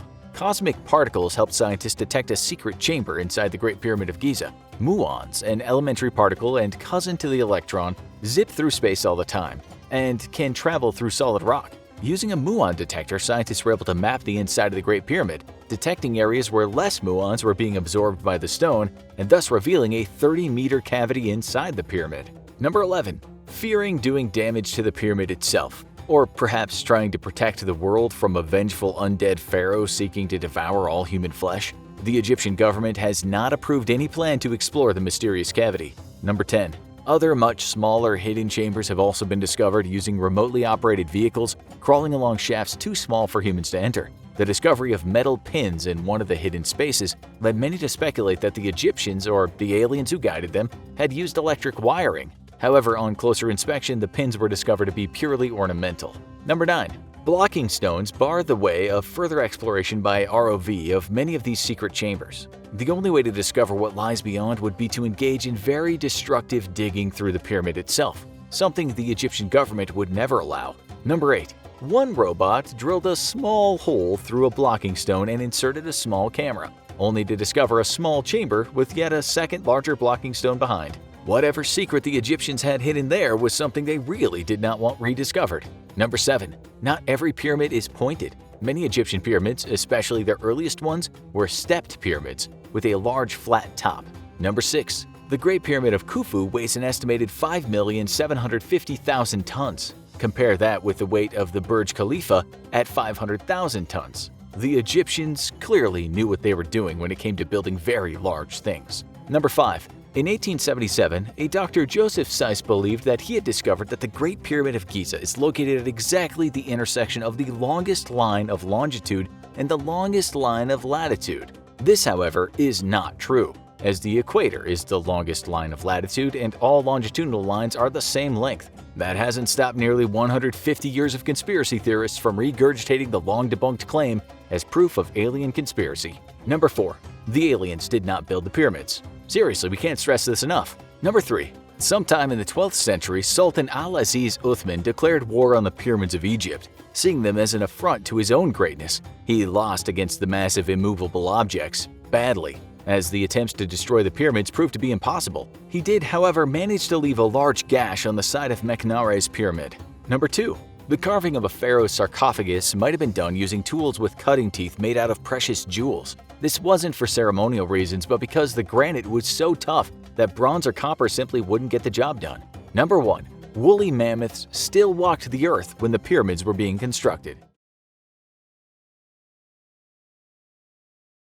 The Pharaoh of Egypt had kept the Jewish people enslaved for generations, but now the oppressed had a leader, Moses, raised in the Egyptian court until he fled, and now returning to demand the freedom of his people. The Pharaoh refused, and Moses warned him that he would pay a terrible price. According to the Hebrew Bible, God would prove him right 10 times over. The story of the 10 plagues of Egypt is one of the most famous stories in the Bible, and one of the most hotly debated. Many people believe it's a true story of God's wrath coming down and exacting vengeance on a slave-holding empire. Others are skeptical, saying it's all a fable meant to make the Jewish escape from Egypt more dramatic. But others come up with another explanation. The 10 plagues may have happened, causing chaos in Egypt and facilitating the escape of their slaves, but all of the plagues had a scientific explanation that would be explained as God's wrath. Which is the truth? And what were those 10 horrible plagues? Number 1. Blood. God worked through Moses, and Moses' staff seemed to be enchanted. So for his first dramatic act of punishment upon the Egyptians, Moses raised his staff and struck the Nile River. And spreading out from his staff, the crystal water of the Nile was transformed into thick red blood. It doesn't get much more dramatic and terrifying than that, but the consequences were far more dire. The Nile is the second largest river in the world. supplying water to most of Egypt. As Egypt at the time was heavily agricultural, this could easily starve many of the crops and devastate the food supply for the entire country. The fishing industry would be devastated, as fish can't breathe blood and would soon die off. Additionally, the aqueducts would go dry and put countless people at risk for dehydration. Water is essential for life, and while this first plague might seem more dramatic than deadly, it was actually striking at the very heart of Egypt's economy and society, turning their most valuable resource against them. But was there another possible explanation for this? There's no way to know what the actual composition of the Nile was during this period. Today, if a river turned to blood, scientists would be testing its chemical contents within minutes, once everyone had stopped screaming, of course. But in ancient Egypt, all the people knew was that the river had mysteriously turned red and undrinkable. This is actually something that happens naturally, and it might be worse than turning to blood, because the most common cause for a blood-red river is a phenomenon called red tide. This is what happens when red algae bloom occurs, as microscopic algae grows in such huge numbers that it changes the color of the water surface. But it's more than just a disturbing visual. The water builds up in shellfish and poisons the fish that eat them, causing mass numbers of dead fish to bubble to the surface. When the quantity is high enough, it can also launch air-based toxins, causing a horrible stench and making people around the water sick. Sounds scary enough for ancient people to assume it was a river of cursed blood. Comparing that to the second plague seems almost quaint. Number 2. Frogs. Maybe it was God's day off. Maybe he had a bit of writer's block because he followed up a literal river of blood across all of Egypt with a whole lot of frogs. According to the Bible, the second plague consisted of the Nile teeming with frogs. So many that they invaded the homes of the Egyptians, looking for anywhere to hide. They crawled into people's ovens and troughs, making it annoying if not impossible to do their daily chores. Not even the palace was safe. The Pharaoh himself had them crawling all over the throne room. Sweeping them out of the way was probably annoying enough, but let's not forget the constant croaking. While sending an invasion of frogs to Egypt might seem like a lesser plague, we're guessing by the second sleepless night with ribbit going off in the Pharaoh's ear every few seconds, he was seriously thinking about alternative labor methods for Egypt's future. And this is actually one plague that may still happen today. The most common expression is "it's raining cats and dogs," but that doesn't seem to happen too often. Raining frogs, on the other hand? It's been reported multiple times throughout history. Roman scientist Pliny the Elder once reported storms of frogs and fish falling from the sky, and thousands of years later, French soldiers reported a toad storm in 1794. Frogs and toads are small animals, and they can easily be picked up by tornadoes and dropped elsewhere. But this doesn't quite explain a massive multi-day frog invasion. What might explain it, however, is a river full of blood, or red algae. Frogs are amphibians, spending most of their day by the riverside hunting bugs and small fish. If the river suddenly becomes inhospitable, they'll probably go looking for food elsewhere, like all of Egypt. So the scientific explanation for the plague of frogs might just be that they were all there all along. But the first plague sent them into the city center to drive everyone nuts. And speaking of driving everyone nuts, number 3, lice and fleas. Every time summer comes around, the mosquitoes, ticks, and gnats come out in full force and drive everyone nuts with their bites. And there's no quicker way to break down someone's resistance than to annoy them into submission. That's why for the third plague, Moses raised his staff, hit the dust of the ground, and God transformed that very dust into a swarm of lice and gnats. According to the Bible, all the dust in Egypt transformed into these microscopic biting insects and set out like a vicious swarm to drink the blood of everyone there. Not only would the thick swarm of insects be hard to see, but the constant biting would keep everyone in constant pain, and the itching would last for days. All the while, new bites were being delivered. While the Pharaoh no doubt tried to seal himself up in his palace to protect himself, anyone who's ever tried to keep those insects out during the summer knows it's basically a fool's errand. This one definitely could have happened, and it's not even a rare phenomenon. Like the last two, these plagues all feed into each other. The river was poisoned, killing off mass numbers of fish and sending the frogs fleeing to the city. Many of those frogs then died off because they'd already been poisoned by the river. The piles of dead fish and frogs started attracting fast-breeding insects, which feed off the putrid flesh, and then flew off in search of their next meal. While it's not likely this happened as fast as was described in the Bible, without divine intervention, it's still entirely possible for the previous two plagues to result in a massive overrun of blood-sucking insects within a short period. Additionally, frogs are an essential part of the ecosystem, and they mostly feed on insects. If the frogs left their usual hopping grounds and then died off in large numbers, it would definitely boost an already growing insect population. All these factors on the heels of the last two are definitely a recipe for a very itchy, panicked Egyptian population, and a whole lot of chaos. But the animals weren't done coming. Number 4, wild beasts, or something else. This one gets tricky. The original Hebrew word for this plague is aruf, and its meaning is ambiguous. What is clear is that it's a mixture of something alive that comes into Egypt and kills off much of the livestock, depriving the Egyptians of both their supply of meat and their working animals for their farms. The only question is, what is doing the killing? Some scholars have interpreted this plague as referring to wild beasts from the outlands coming in and slaughtering cattle. There's no description of these beasts, but many artists have depicted them as wolf-like creatures. Now that's a beast worthy of a plague, but other scholars have argued it might be something smaller. Venomous creatures like snakes, scorpions, or hornets in large numbers could easily devastate the cattle population. And so could smaller insects like mosquitoes or stable flies that could bite the cattle and infect them with disease. But what was the most likely explanation? You might notice a pattern with the scientific explanation for these plagues. They all sort of feed into the other.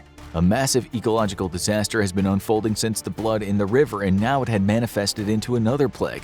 Much like the gnats that preceded this one, it's possible that whatever these creatures were, they had their food supply disrupted by the chaos in the river and the departure of the frogs. With nowhere else to feed, they headed into farming regions surrounding the city and began eating whatever they could find.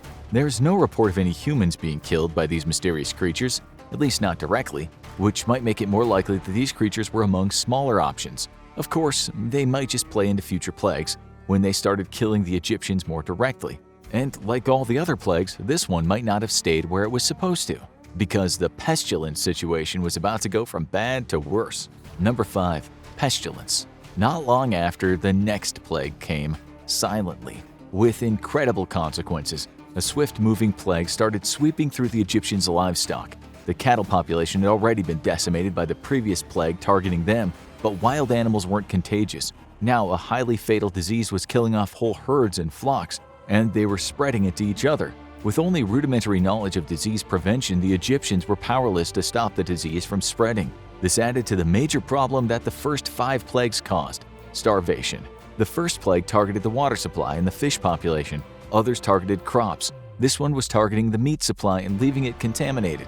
It's not clear if the disease was making the jump to humans, but what was clear is that the food supply was getting thinner and thinner, even among the elites. And we may know exactly what this one was.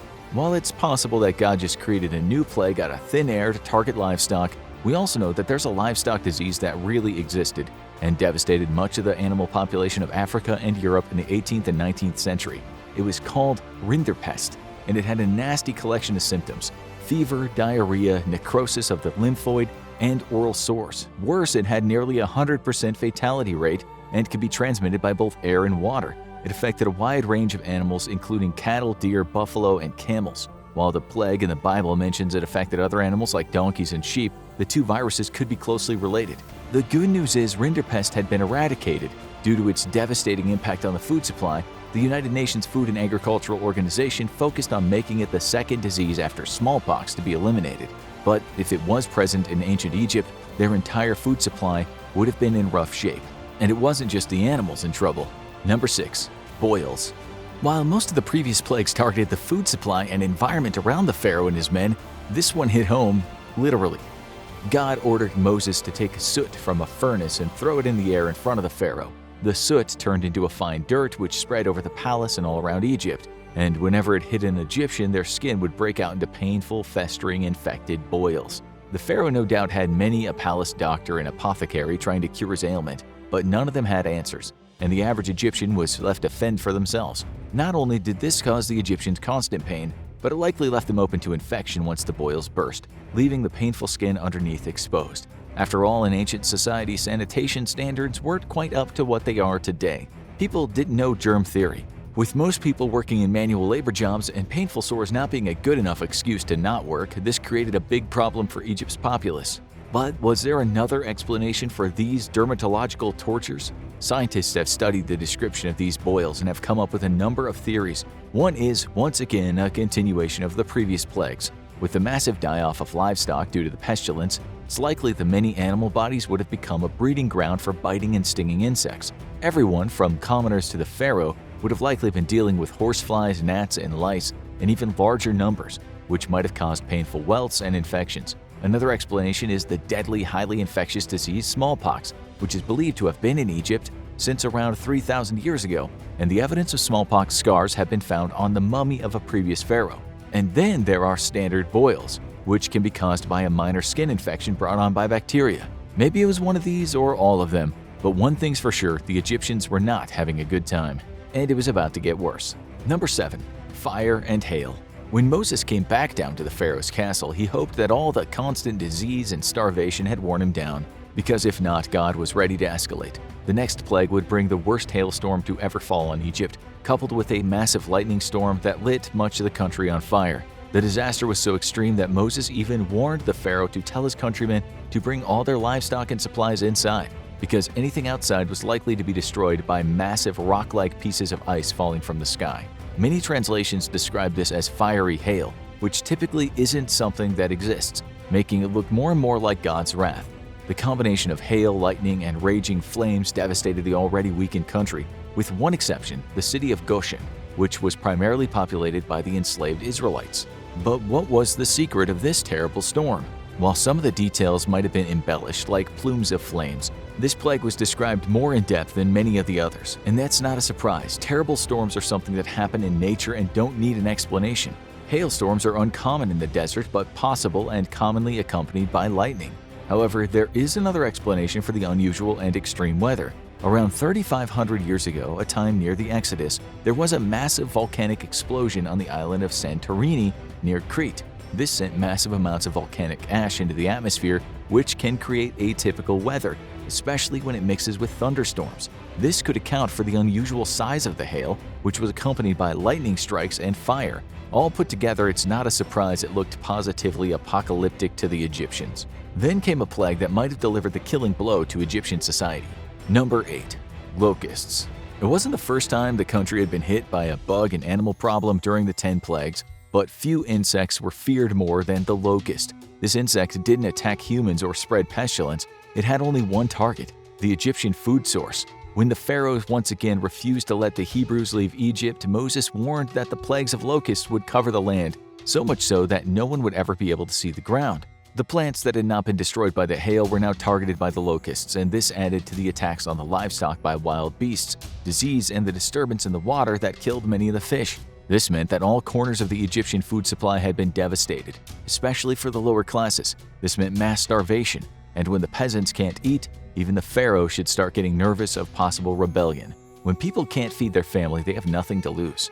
And this plague also follows a simple chain of events. Did God send the locusts? There's no way of knowing, but if Moses was a savvy performer determined to free his people, this is one he could have seen coming. The theory that the hailstorm was caused by a volcanic eruption means that the ash would cause weather anomalies, including more frequent rain and greater humidity.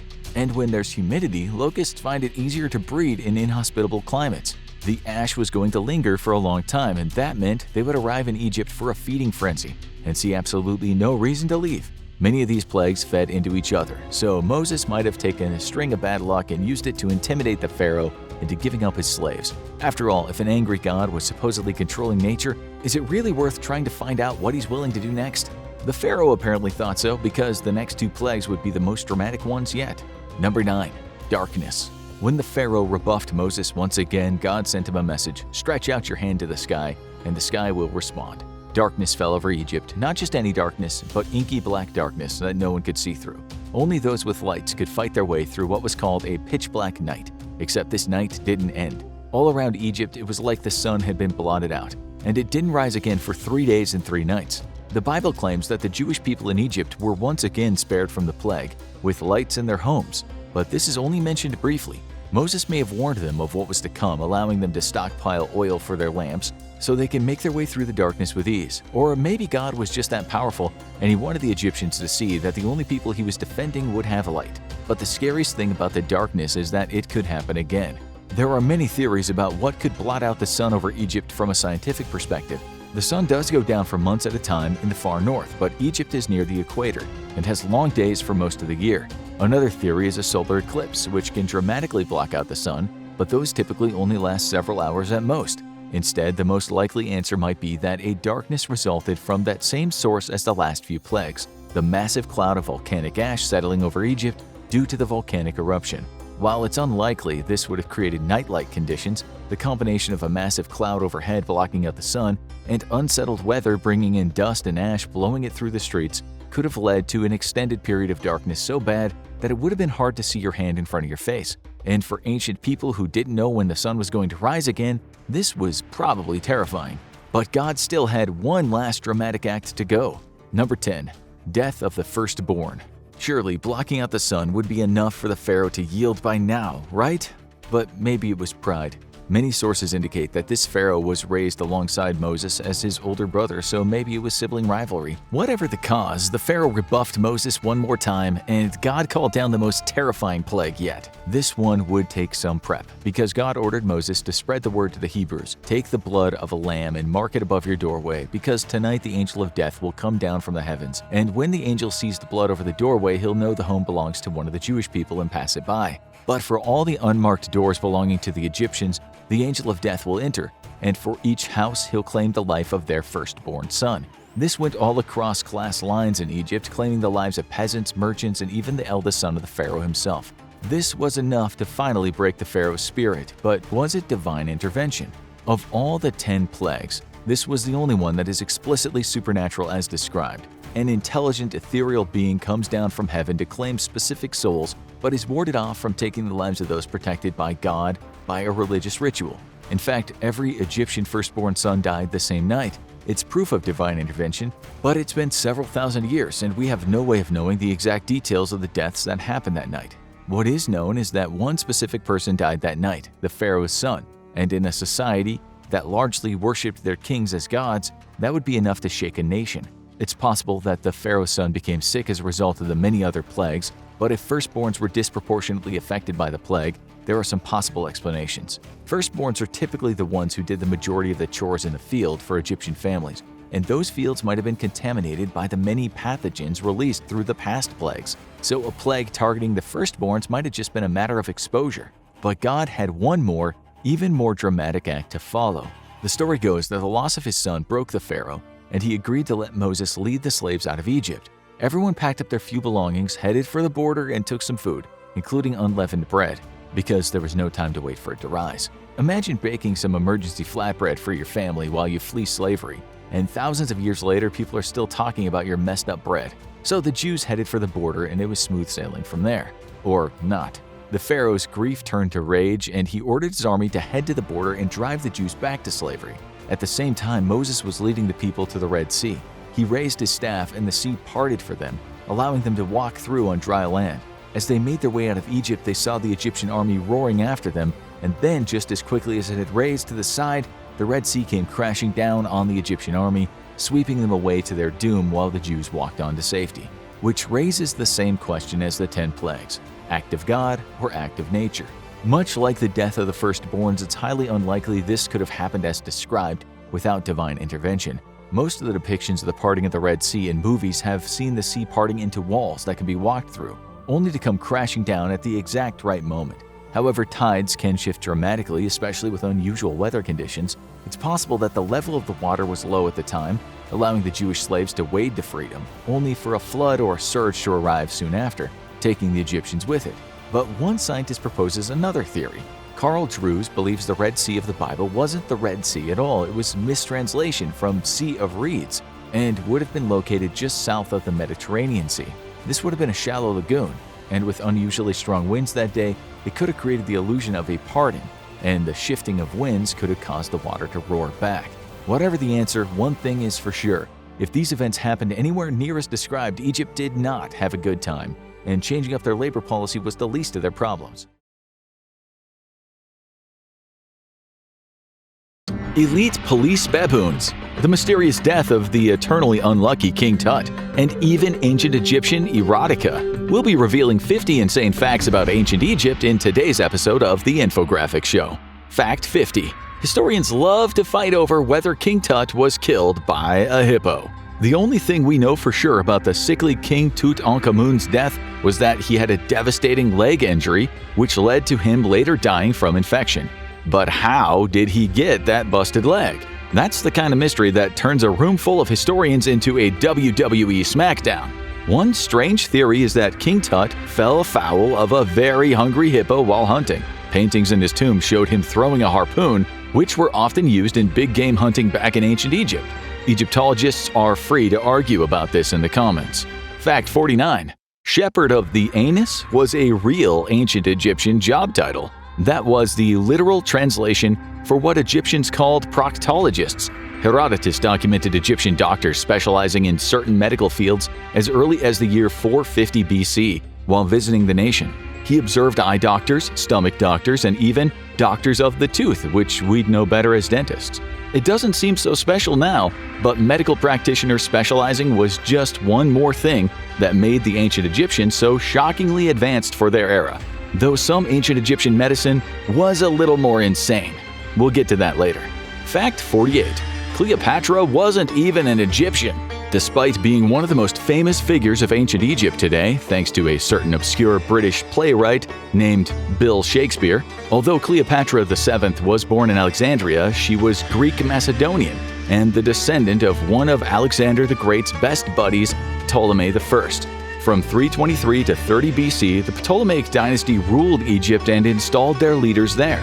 While Cleopatra wasn't culturally Egyptian, she did make history as one of the first rulers in the dynasty to actually speak Egyptian. Way to go, Cleo!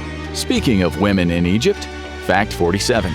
Ancient Egypt was a great country for women's rights. Unlike the decidedly anti-women culture of the ancient Greeks, who were sometimes so misogynistic they just decided to be gay instead, ancient Egyptian women were able to serve on juries, enter legal contracts, make wills, and buy and sell property.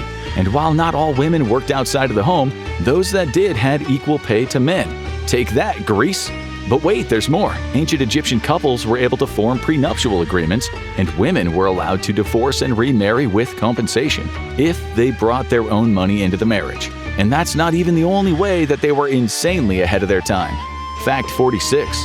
Ancient Egyptian laborers were the first ones to ever go on strike. Millennia before Jimmy Hoffa rose and then mysteriously disappeared, Egyptian laborers knew how to apply the pressure to get the pay they felt they deserved. During the 12th century BC, under Pharaoh Ramses III, the laborers building the royal necropolis at Deir el-Medina put down their tools and occupied the nearby mortuaries until the pharaoh agreed to give them the payment in grain that they demanded. This is particularly impressive when you remember that the pharaohs were literal gods to their people. Fact 45.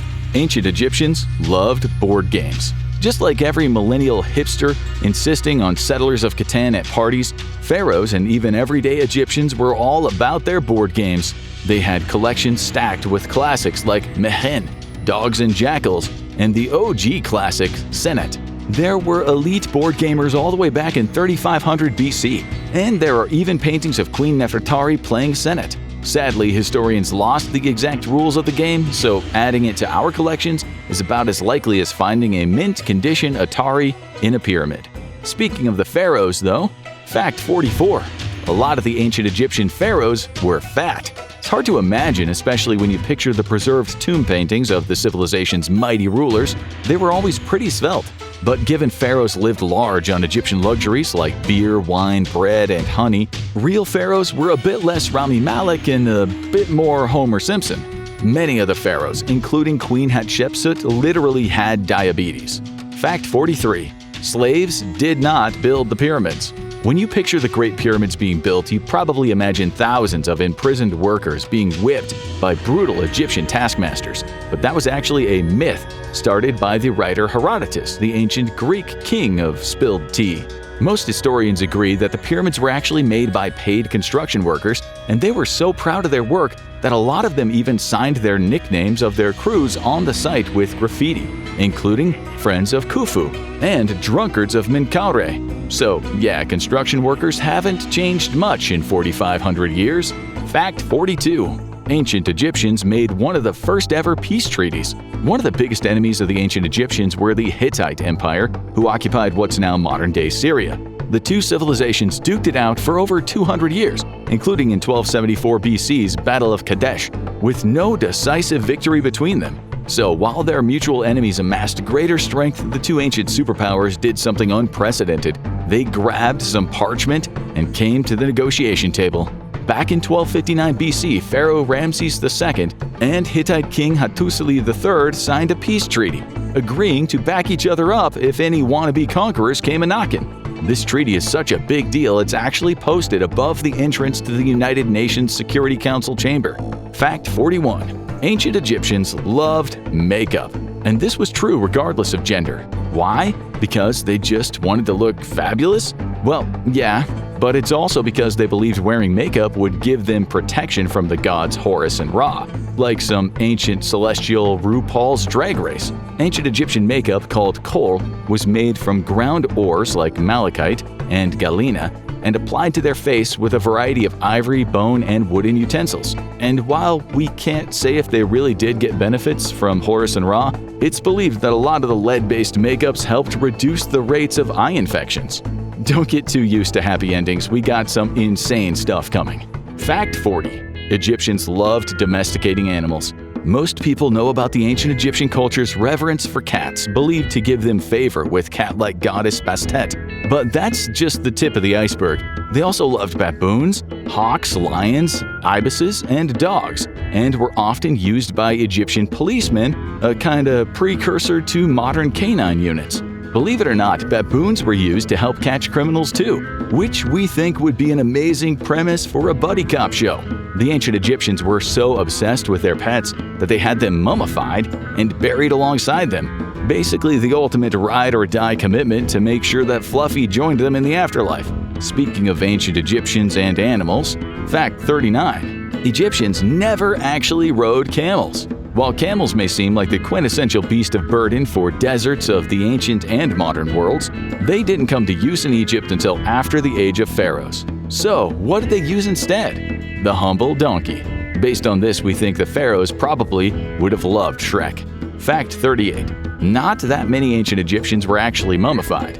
We know, it's shocking, especially considering that mummies are one of the most enduring symbols of the entire civilization. However, it was an incredibly involved process, and so it was most often reserved for the most rich and powerful people in society, pharaohs and their inner circles.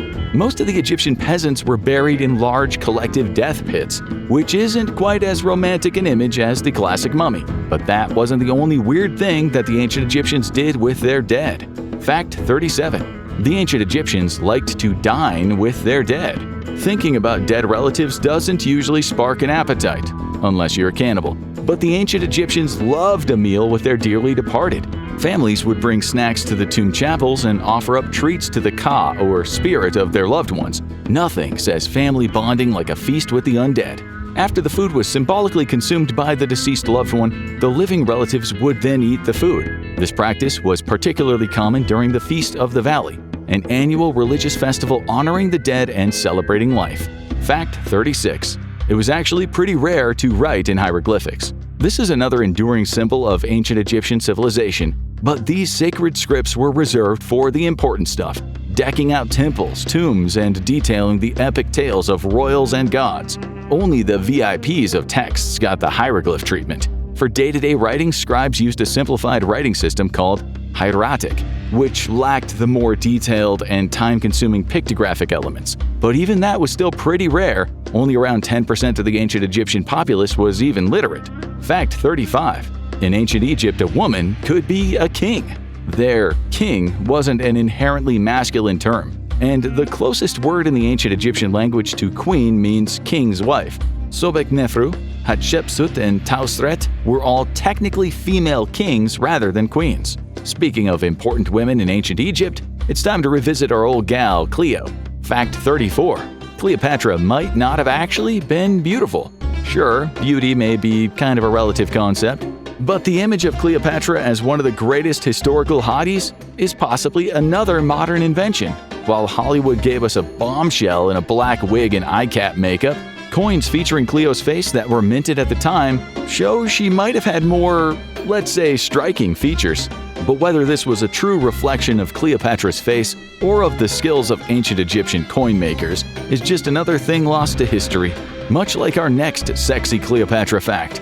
Fact 33. Some historians think Cleopatra invented the first vibrator. While it may be apocryphal like a lot of history's sauciest facts, it's often been said that the Queen Cleo may have invented the world's first vibrator. This was a hollowed-out gourd filled with angry bees. High risk, high reward, right ladies? Now let's get back to the other most famous ancient Egyptian ruler. Fact 32.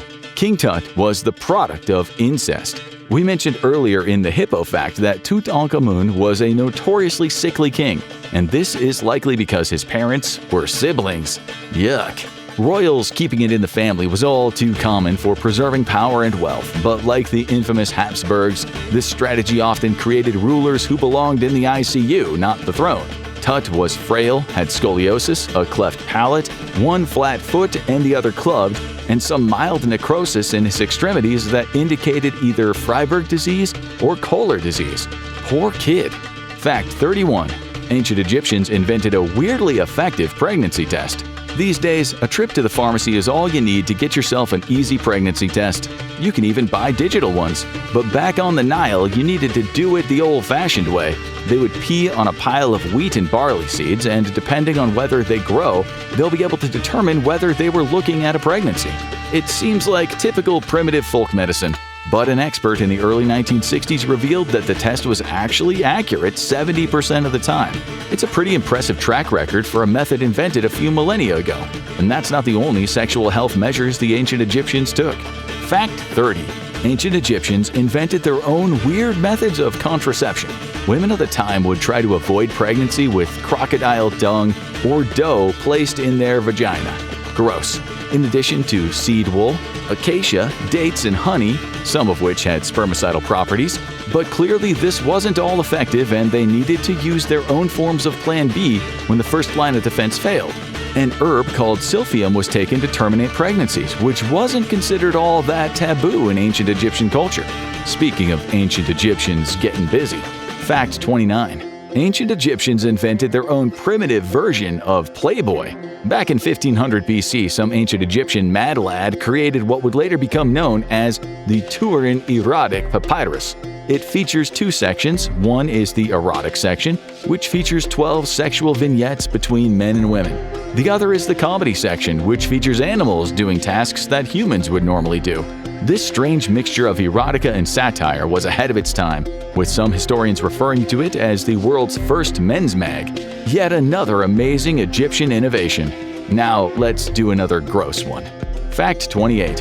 Ancient Egypt had the world's grossest toothpaste. These folks were using their own form of toothpaste as early as 5000 BC. But believe us when we say you would not want this toothpaste going anywhere near your mouth. The most popular mixture was believed to be myrrh, oxen hooves, water, pumice, and eggshells, which would be rubbed with the finger onto the teeth and gums. We'll stick to Colgate, thanks. Fact 27. The River Nile allowed ancient Egyptian society to flourish. Whether it's real estate or starting an iconic historical kingdom, one rule remains constant: location, location, location. And the River Nile, the longest river in the world, was the wellspring of life for an entire culture. Most Egyptians lived along the Nile, taking advantage of its water for both drinking and irrigation, and planting their staple crops in its rich soil. It even provided water for the Egyptians to flush their toilets. Fact 26. Sometimes the ancient Egyptians' love of animals was used against them. You're probably wondering, what does that mean?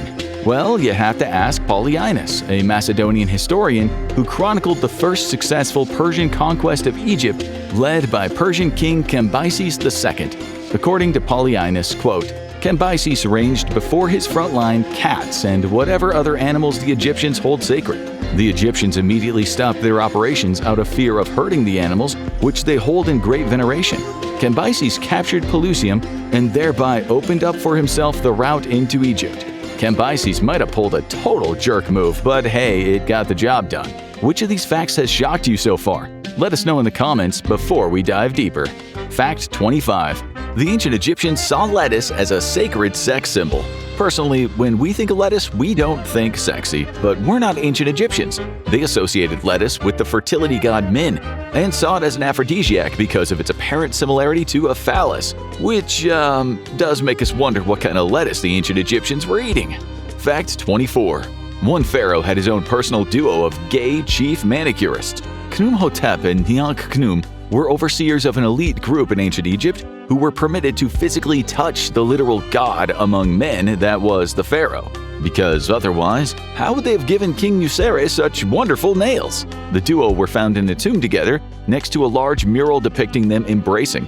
intimately touching their faces against each other. They also had an inscription above the door of their tomb reading "Joined in life and joined in death." While both men were married, being buried in the same tomb was unique, and this has led to fierce speculation among historians. It seems that Khnumhotep and Nyankhnum's close relationship might have been a little more than brotherly. Fact 23.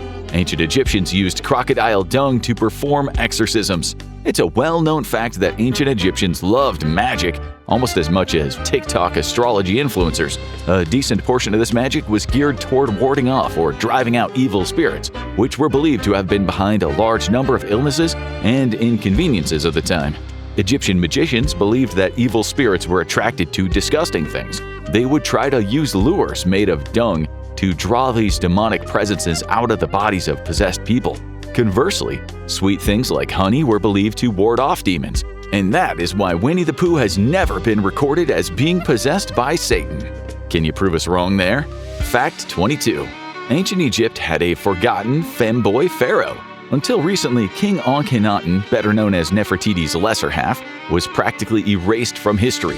He dared to mess with tradition by pushing a monotheistic worship of Aten, which made him a major headache for the religious establishment. But that's not the most interesting thing about King Akhenaten. Due to a rare genetic condition, likely caused by all that incest in Egyptian royal bloodlines, he had a misshapen head and a feminine body, including wide hips and breasts. However, he also had a penis and testicles, and he was highly virile, fathering 6 daughters over the course of his reign. He's now looked back on as a rare but interesting example of a prominent intersex historical figure. Fact 21. Ever want to learn how to curse your enemies? Ancient Egyptian style? Though voodoo dolls didn't come from voodoo, curse dolls were an ancient Egyptian go-to. If you wanted to hex like an Egyptian, you'd craft dolls from clay and papyrus in your target's likeness and then let the bad vibes do the rest. Crush it, stab it, just take out all your aggression on it, then fill a bucket with your urine and dunk the remains of the doll into it, letting it dissolve. Yeah, it is weird and gross, but putting a hex on someone probably shouldn't be easy, just for ethical reasons. Fact 20. Cleopatra and Mark Antony had a secret drinking club. As we mentioned earlier, Egyptian pharaohs loved to drink, hence all the beer guts.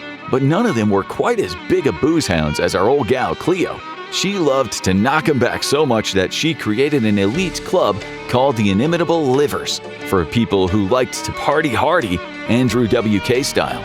Some historians have theorized that this was Cleopatra paying tribute to the Greek god of debauchery, Dionysus. But it's just as likely that she and Mark just loved drinking. Fact 19. The ancient Egyptians invented sunscreen back in 3100 to 3000 BC.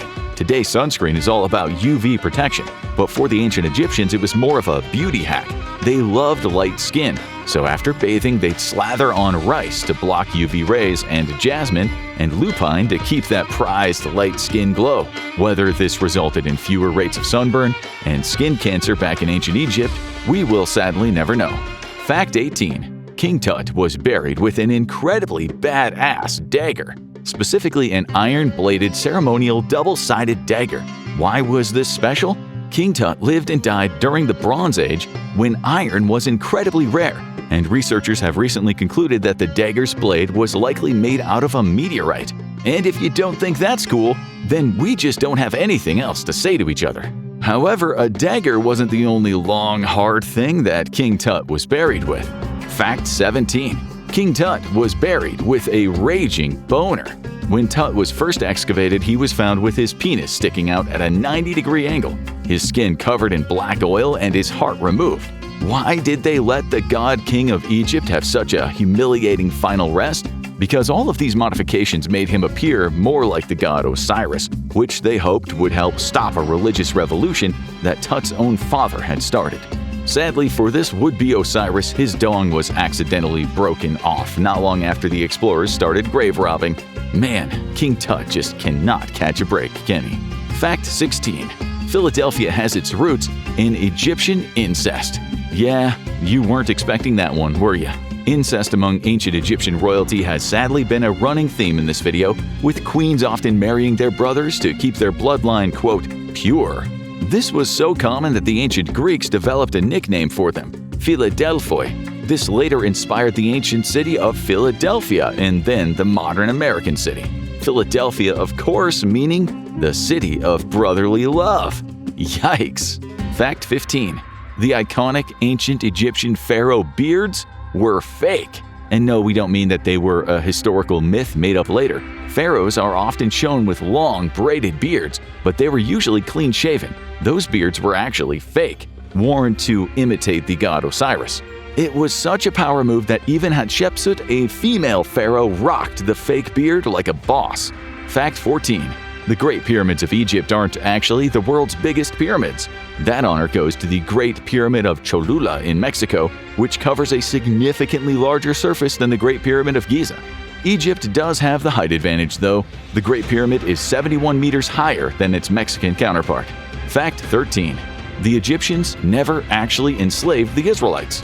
While this myth was popularized by the Book of Exodus, like many mythological stories, it isn't supported by any meaningful historical evidence. The consensus among scholars is that it's just an origin myth rather than an account of history. However, this doesn't mean that there weren't slaves in ancient Egypt. So the pharaohs can't be entirely let off the hook. Sometimes captured enemies in wars were rendered into slaves. Poor families would sometimes sell their children into slavery for extra money. And in emergencies, the pharaoh did have the right to conscript peasants into mandatory labor forces. Fact 12. Ancient Egyptian interrogation was brutal.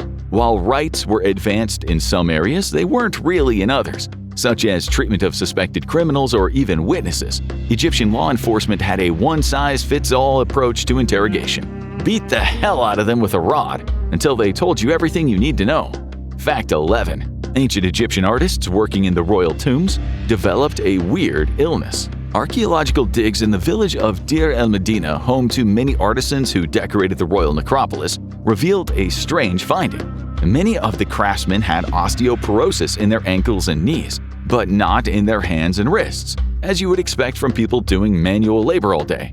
What was happening here? The strain on their bodies turned out to be from carrying their tools up the hill from the village to the necropolis every day, rather than any of the actual work. Speaking of medical maladies, Fact 10. Ancient Egyptians had a major dental problem. Despite the organic toothpaste we mentioned earlier, or maybe because of it, a study of 4,800 ancient Egyptian teeth showed that 90% were ground down so badly the centers were exposed. This dental disaster led to cysts, abscesses, and even jaw osteoarthritis. This was because the Egyptians had an almost impossible task in keeping sand out of their food. Over time, the grit of the sand itself caused irreparable damage to the teeth of everyone eating it. Ouch! Fact 9. The ancient Egyptians were extremely progressive when it comes to disability. Archaeological finds from Deir el-Medina revealed that people born with disabilities like missing limbs or dwarfism lived long, fulfilling lives in roles adapted to their needs. Unlike later societies that stigmatized disabilities, ancient Egypt seemed refreshingly inclusive, centuries before eugenics cast a dark shadow. Jobs available to people with disabilities that prevented manual labor included artisans, entertainers, and overseers. Fact 8. Almost everyone was bald in ancient Egypt. It turns out it wasn't just the beards that were fake. You've probably seen the classic tomb paintings depicting countless workers with shaved heads and bald pharaohs with elaborate headdresses. This wasn't just a chic fashion movement, it was a decision of necessity. Lice was such a huge problem in ancient Egypt that going bald was more of a practical decision than just trying to treat all the cases. Even most of the women just wore wigs out of practicality. Fact 7. Ancient Egyptians used laxatives with concerning frequency. In order to stay slim and healthy, it was common for Egyptians to use a laxative made of castor oil 3 days out of each month. And because this was in the days before plumbing, it was sadly an extremely messy affair. For reasons that are hard to understand, they even used laxatives to treat diarrhea, which isn't so much treating it as it's just speed running it. But we digress. Even that isn't as vile as our next fact.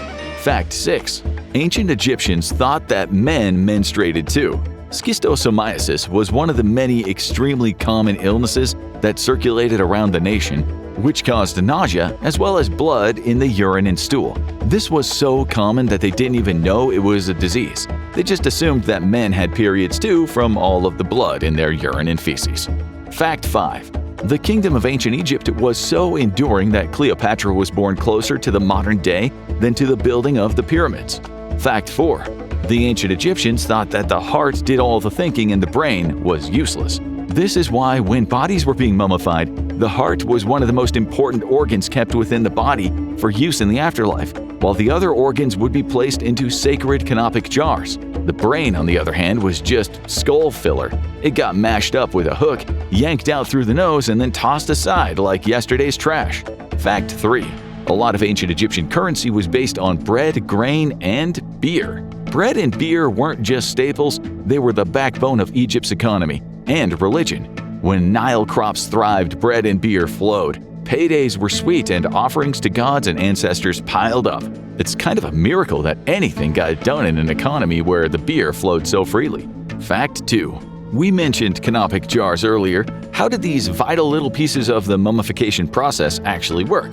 There were 4 different jars, each one of them representing a different direction, protected by a different goddess and modeled after one of Horus's 4 sons, Hapi, Duamutef, Imseti, and Quibisenewef, each of which was designated a different vital organ to protect. Hapi is the baboon-headed god protected by the goddess Nephthys and representing the north. The lungs would be placed into this jar. Duamutef is the jackal-headed god protected by the goddess Neith and representing the east. The stomach would be placed into this jar. Imseti is the human-headed god protected by the goddess Isis and representing the south. The liver would be placed into this jar. And Quibisenewef is the falcon-headed god protected by the goddess Serket and representing the west. The intestines would be placed into this jar. Fact 1. Egyptian women were given a few days to decay before they were embalmed. Why? Because authorities didn't trust the embalmers with a fresh female corpse. Yikes! Which fact was the craziest? Got one we missed? Spill the ancient tea in the comments. Now check out Real Reason Ancient Egyptians Went Extinct, or watch this instead.